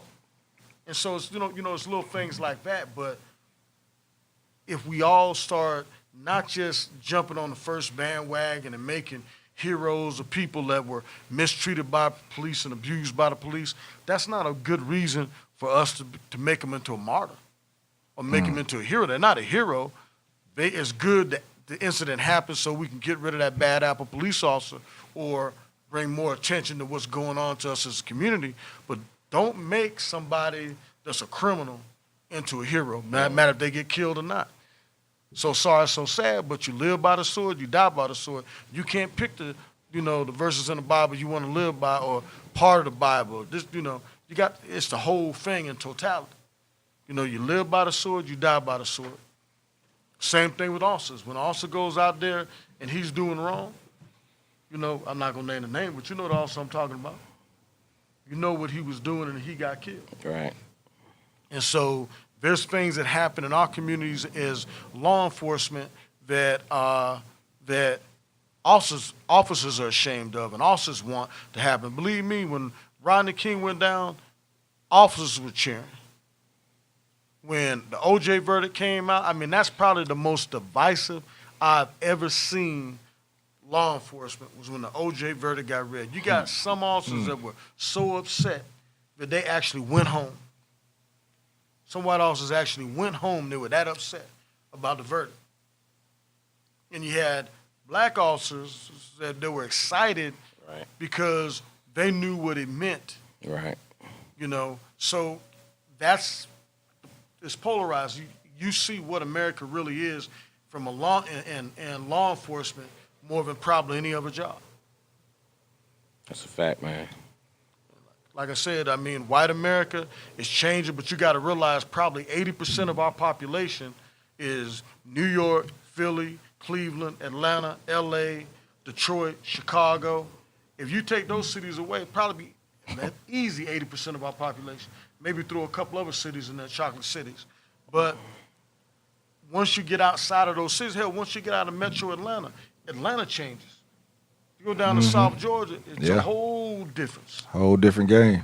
So when I say America hasn't changed, I don't think it has, because you have people that grew up just like black people have a hard time dealing with white people if they went to all black school. It's the same goes for white people. Yeah. When they grew up in all white areas, Yeah. and the first time they come into contact with somebody black is normally what? Executing their duties. Be it a police officer, be it a teacher, be it a doctor, be it a bus driver, be it a firefighter. They're always in a position Right. over those people, because the only Authority. time they see black people are what? On the news and the movies. And until recently, until the last 10 years, how were we portrayed in movies? Always the bad guy. Yeah. And who was their hero? Everybody, white people get a T-shirt. JJ, his ignorant ass. And how was his dad portrayed? Right. You might as well put Willie B across his forehead because it made him into a non-thinking, violent animal, you know? That's Very why true. he left the show. Yep. That's why he left. Yeah, the young lady Tiara, she said she lives in South Georgia. She said there's some nasty ones down there. BJ said, teach, bro. But, you know, I know we all over the place talking about raising kids and racism and everything. But I was looking at a TV show called The Rookie. I love that show. Bruh, did you see it the other night when they had the ride along? Yeah. Uh-huh. And it reminded me of what we was talking about when she was asking them, so what, when y'all get here, y'all have to do all this yourself? And, you know, they was like, yeah, you know, we got to be the psychologist, the psychiatrist. You know, we got to be the negotiator. We got to be it all once we get there, all on our own. You know, and she was asking, she was a college professor and wrote a book. That's an outstanding show. Yeah, that's a great show. Old dude, yeah, it's a good show. Sorry, y'all, yeah. The Rookie, ABC, Sunday nights. That's good. Yeah, that's a good show. You know, and another thing I think, you know, I'll echo on that. So many people, black and white, think that, yeah, they should have a psychiatrist come out. There's not enough psychiatrists to deal with the trauma in the black community. How the hell you think they're going to get psychiatrists to ride along with police officers? Every single call, literally in zone 1 or zone 5, is dealing with somebody that's having some type of mental anguish or breakdown. I don't think, you know what, man, I just don't think especially when I be having these conversations with, you know, civilians, people who've never, I don't think they even have any idea the number of calls that go on through the course of just one shift. Not the 24-hour shift, just one 8-hour shift. I don't think they have any earthly idea the number of. I think you got all day to drive around, drive across town, Hey, out your beat, not your zone. It's not real. On radio, don't have Hey, a whole lot man. on radio. And then one thing you see on police shows a lot of time on TV, you know, and it may be in some cities, but there's always 2 officers riding together. Me and my aunt, we be having these conversations, and she was like, well, I was like, the majority of my career, I was, you know, in that car, I was solo. You know what I mean? There was no partner. You know what I mean? That was, yeah. The only time I ever had a partner is when we were working, you know, outside the police car. But in the police car, bro, I've never had an actual partner. Never. There's not enough police officers.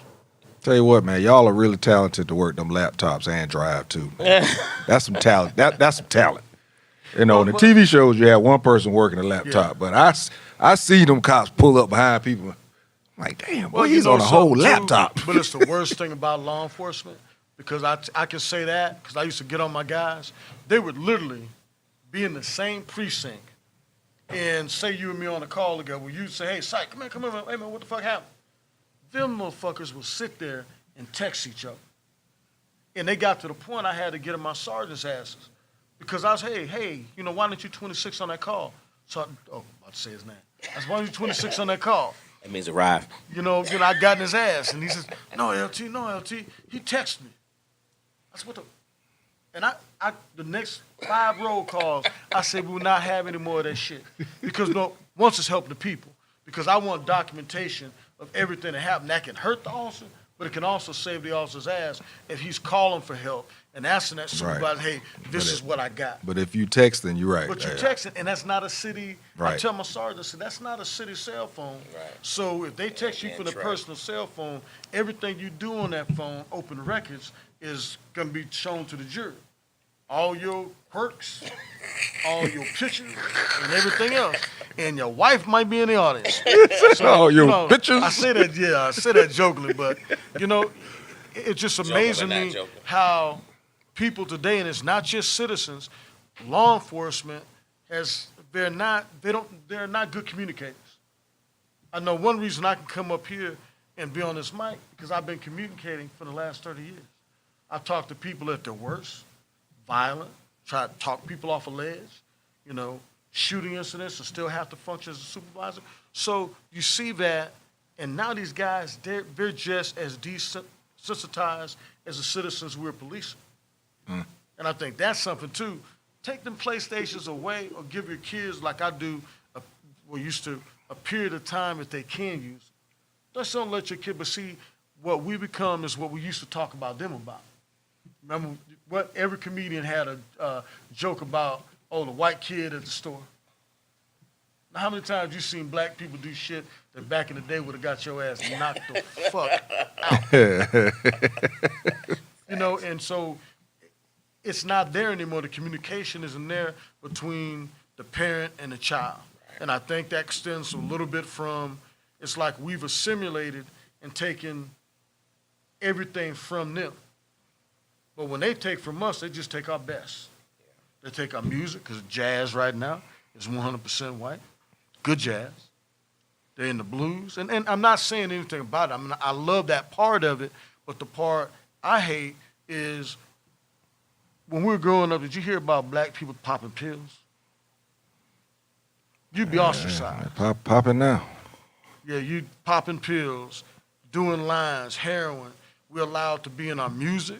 I mean, I'm going to be different because I have no association with anybody in entertainment. So I'm just going to speak it. This is what the show is for. Until we get to the point where we start ostracizing entertainers and rappers and people that do stuff that's a detriment to our community, we need to start breeding public enemies, KRS-One. It's like somebody should have taught Paul Pierce. We got a caller. That stuff he did online is stupid. He's a hater.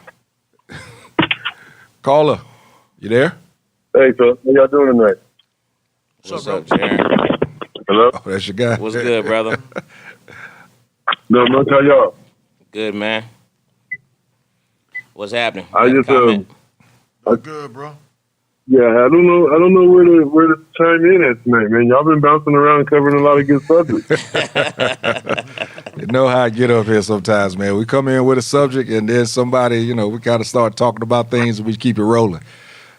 Chime in on it all, bro. Go ahead. We got a couple minutes left. Go ahead. Just a couple. No, bro, I'm long-winded. I'll chime for too long, especially long-winded. I like listening to Mr. Infected up there tell things how it is. Yeah, see, this is a fan of the show. You got your nickname down, so Mr. Infected.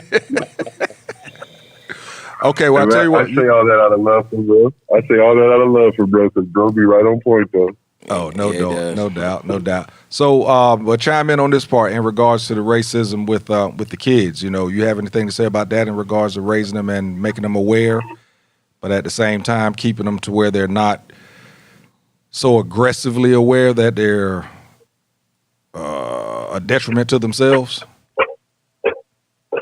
Yeah, so that's a real sticky thing, simply because of it's hard to teach the kids something that the adult generation doesn't do that well themselves. That's what we talked about. So, being able to teach the kids to be a proud black person and learn when to stand down and all that kind of stuff. Those are things that, like I say, if our generation aren't doing too good at it themselves, they're not going to really be able to teach. But what we really need to do is organize in platform forms in which the message is given to them simply by association in what they associate themselves with. We need to be able to use the entertainment platform for edutainment and get them to understand certain things. Like that. Expound on that a little bit. One more again? Which way would you want to go with that? How do you think you could do that? And maybe speak on some entertainers that you think would be good to put that out. And how do you think it would work in our community? Well, the entertainment platforms that are easily accessible to and have a good reach on them right now, we all know the power of hip hop and all that. But a way of attacking it is more or less with how you educate in your forms. You don't have to necessarily give them the same avenues of being singers and dancers and athletes in order to be successful in life.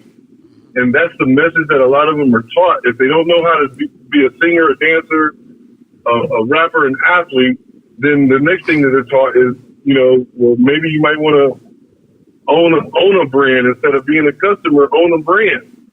But that's still not answering the problem in our community as far as the services and products that we offer are not.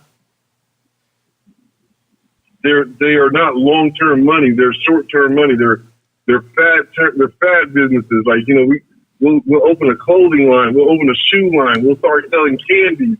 We'll do hair. We'll buy accessories.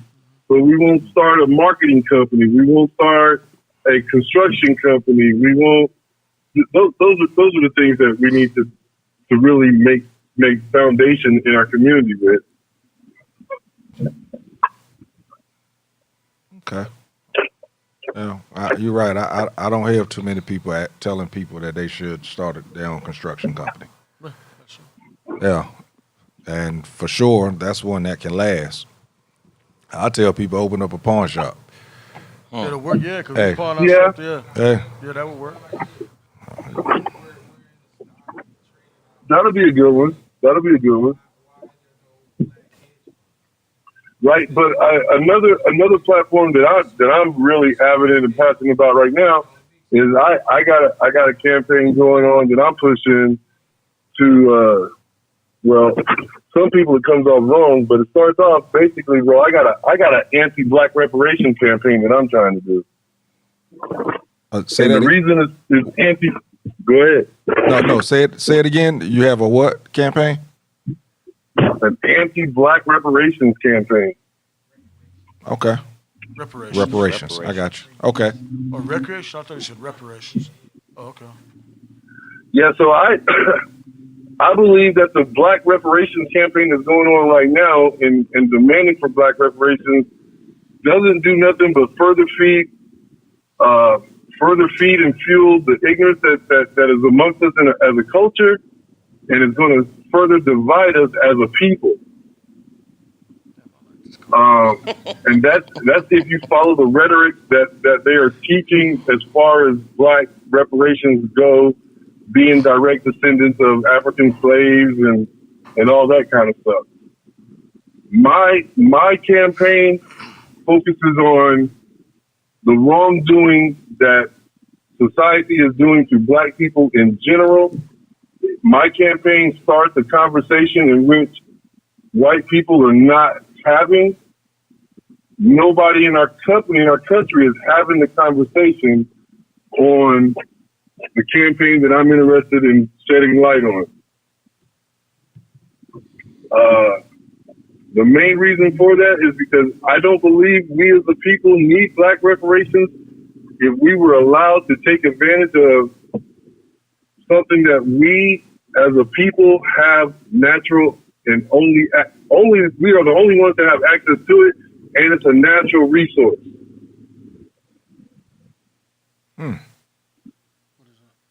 I think you're giving us a show topic. Do I hear any feedback on that? No, I'm saying I think you just gave us a new topic for another show. Yeah, so my black reparation campaign is this, bro.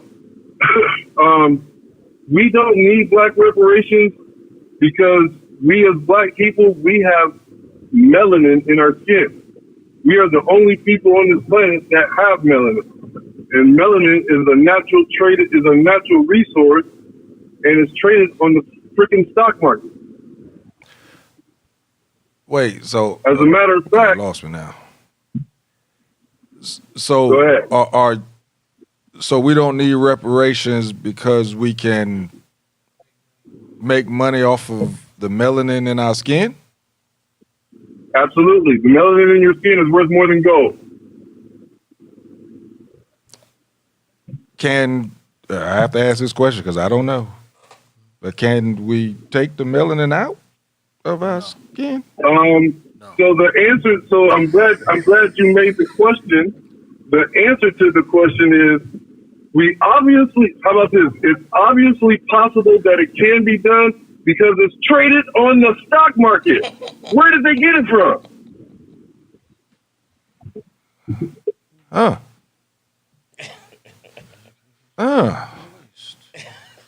That's interesting. I just gave me a homework assignment. I had to look that up. Now, to further go on that, my motto and my campaign is "Blacker the berry, the sweeter the juice." But understand, every black person has a minimum value of $450 million based off the melanin that's in their skin. And we are the only people on the planet who have it. We're the only ones who have it. And we have access to it. So melanin is So the conversation that I want to have is, if I can come to you with some evaluation plans of being able to extract oil, gold, minerals, diamonds, or anything else from the earth, I can take that to a bank and apply for a loan and be able to get a loan to go extract those natural resources. So you're gonna need some. I should be able to do the same thing. I should be able to do the same thing against the melanin that I have access to, that I own. So would you? Oh, this is very interesting. So you would try this on yourself, or would you try it on other people if you got the loan to explore this? What I am saying is, just like any person can go into a bank with some paperwork that says, "Hey, this paperwork shows that I'm able to drill oil or get gold, or I'm able to get anything from this land. Can I have some money to go do that?"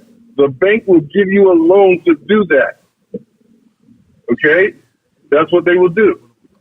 But what I am saying is, in our example, melanin is a traded resource on a public market. That is obviously something that they have a means of extracting. He said melanin. They have a means of being able to get it. If you naturally own it, why aren't you allowed to use it as a asset for you? That's a good point. Hey man, later. You make some good points, and we're gonna. I want to know what that's under in the stock market. We're gonna have to get with you on that one and have that show and have that show. That's for sure. And I don't, but I'm a check it out. Check it out. If you live, go ahead. I'm sorry. I agree with what you're saying, but I don't know. I'd have to research it. But I'm more for reparations because Japanese Americans got it after being in internment camps. So when they were broken down to their lowest common denominator and everything that was taken from them, they were built back up. Jews, everything that happened to Jews, every country's got something that helps out Jews. And they were never broken down to the lowest common denominator. A lot of them were slaughtered, but Jews in no way, shape, or form lost their ability to project themselves. African Americans were stripped of everything. Were brought to a country and enslaved again through the shackles of organized religion.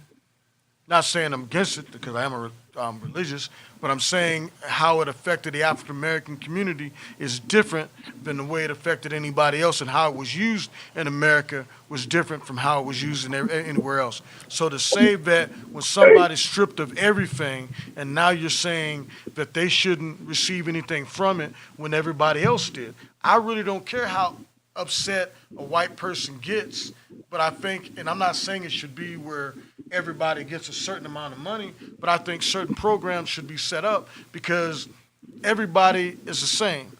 My kids proved it, everybody up here kids prove it, that standardized tests are not flawed. They're not biased.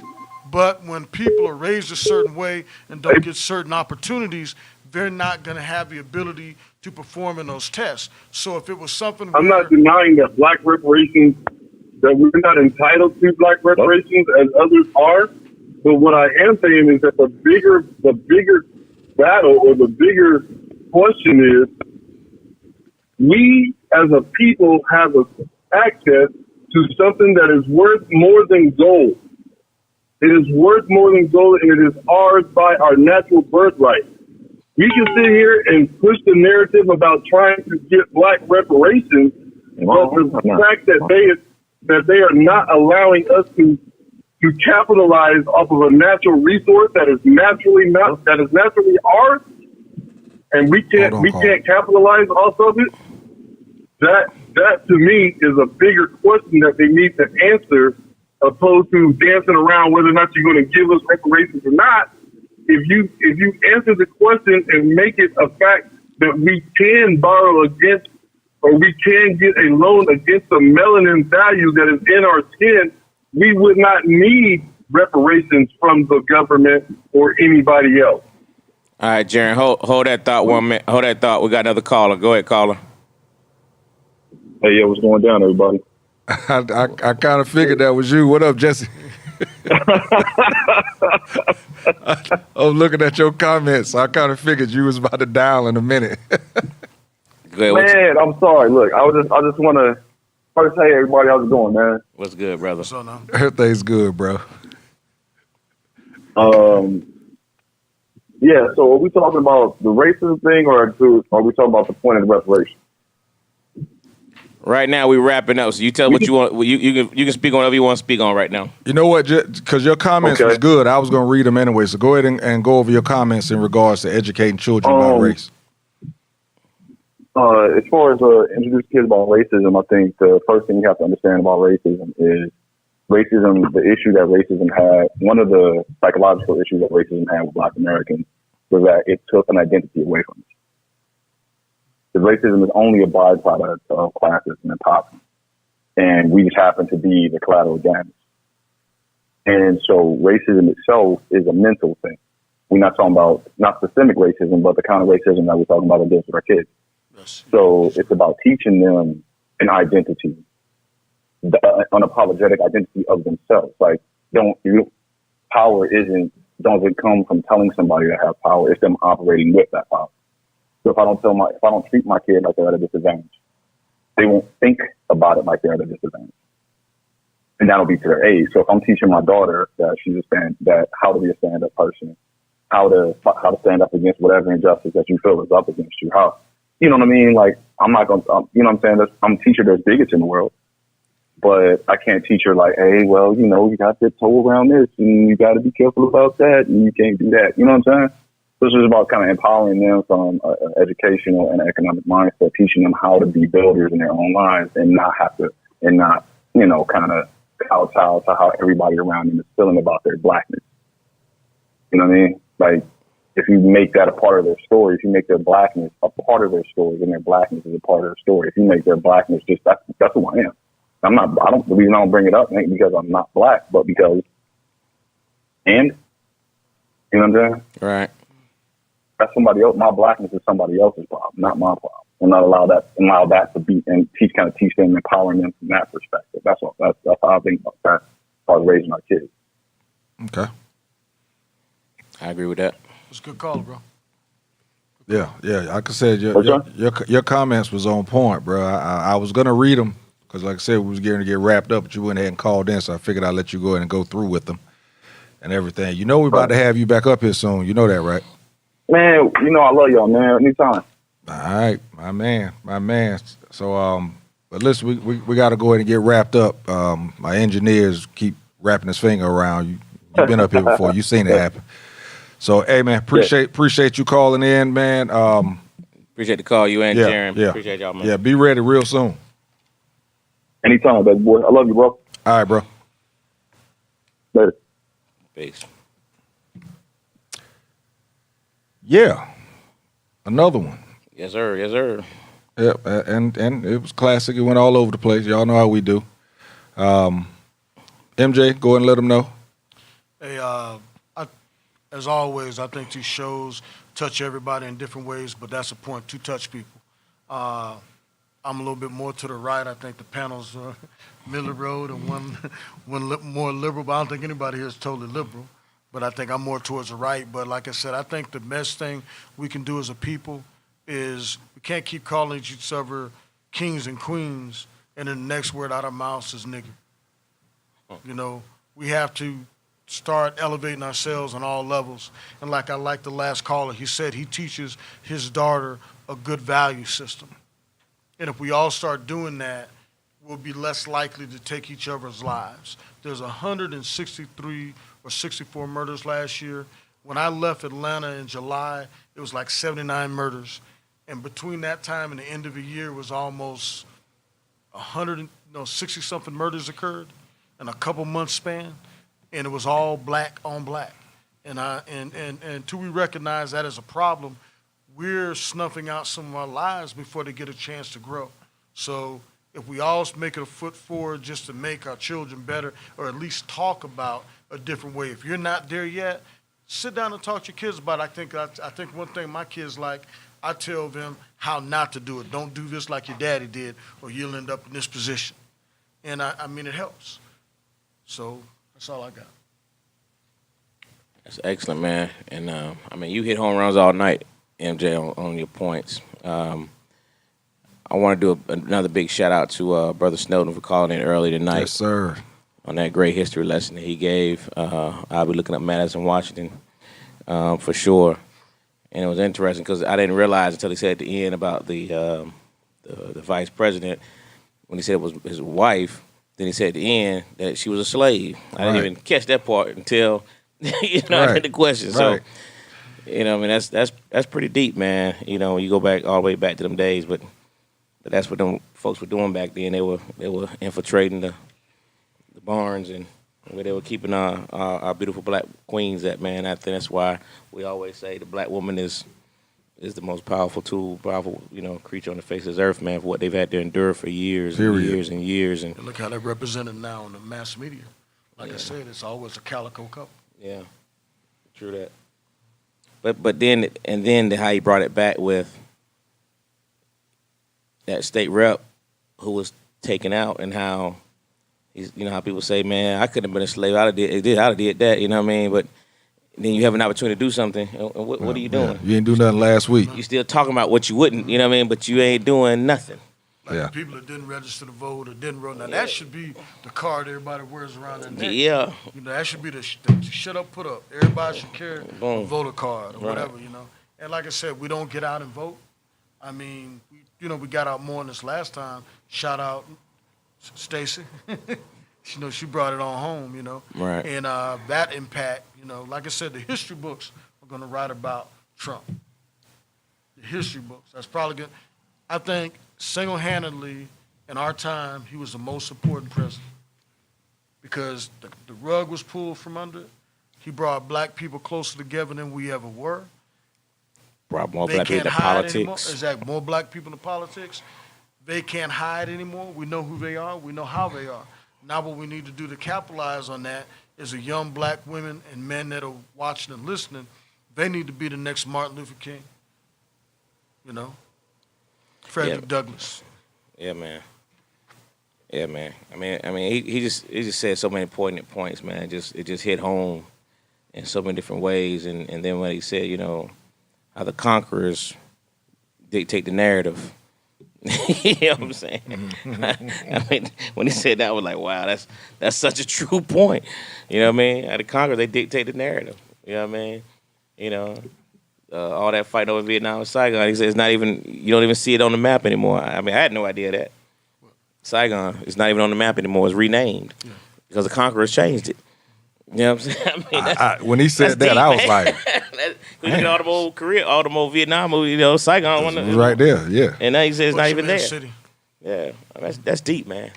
That was deep. So shout out again to, I think we all learned something, going there man. as soon as COVID lifts. That's one of my spots, man. Yeah. It's supposed to be fabulous. Is that right? That's what's up. Anyway, another classic conversation, man. I enjoyed this one, for sure. Yeah, learned a lot tonight.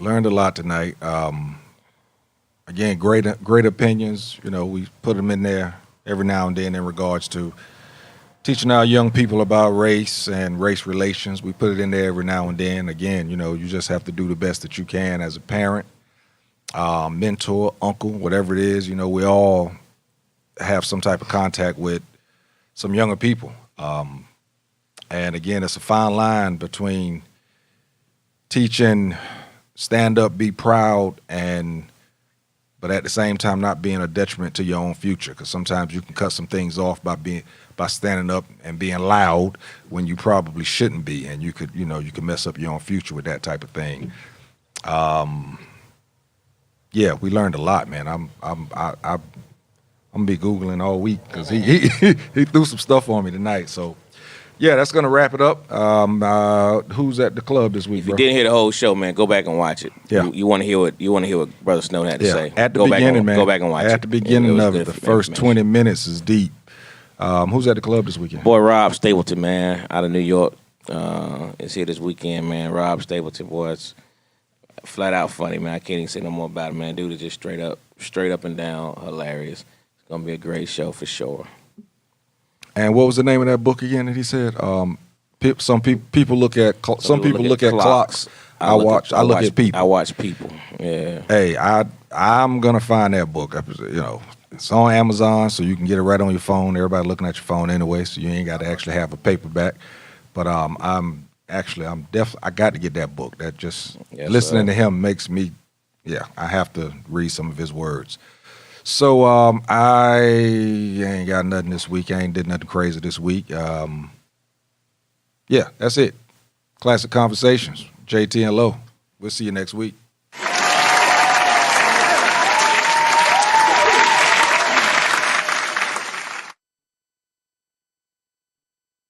Hey, what's up, baby? I see you watching me. Why you trying to act like you shy? I see you watching me. Won't you come a little closer to me? Won't you do a sexy dance for me? Bounce that thing on me. Drop it low for me. I see you watching me. Won't you come a little closer to me? Won't you do a sexy dance for me? Bounce that thing on me. Drop it low for me. Shorty rocking like a boss. I like the way you toss it. You got that camera shot pausing. Got me dipping in the sauce though. Love you like I'm Neo. Lay back, see me as your hero. Yeah, I love you long time. Wanna dine cause she's mine. Baby girl, know she fine. Drop it down one more time. See, there's nobody else for me, only you. You got me catching feelings like I caught the flu. Deja vu, daydreaming what I wanna do. Let's make it last, me and you, just the two. I gotta ask you, baby, would you ride with me? Sky high, ride or die, come and fly with me. We on top for the world to see. Come a little closer, girl, and do that dance for me. I see you watching me. Won't you come a little closer to me?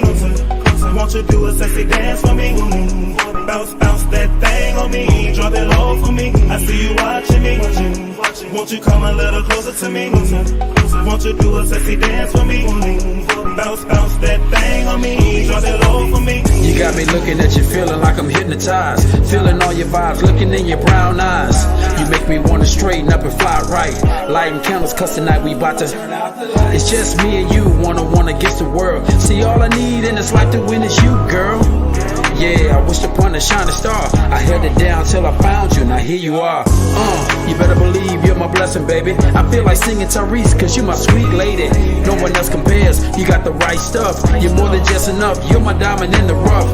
Getting money is your forte. I like the way you get excited all about it like it's foreplay. The word is yours, have it your way. I'm gonna need you to come a little closer, girl, it's okay. Holding the club, nothing on my mind.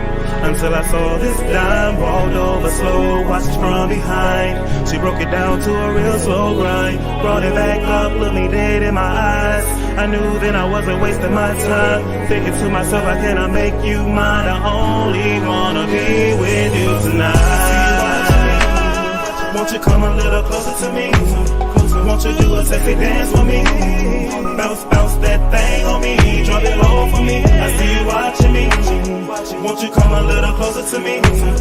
Won't you do a sexy dance for me?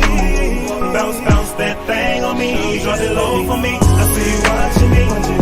Won't you come a little closer to me? Won't you do a sexy dance for me? Bounce that thing on me. Drop it low for me. I see you watching me. Won't you come a little closer to me? Won't you do a sexy dance for me? Bounce that thing on me. Drop it low for me. Come a little closer to me.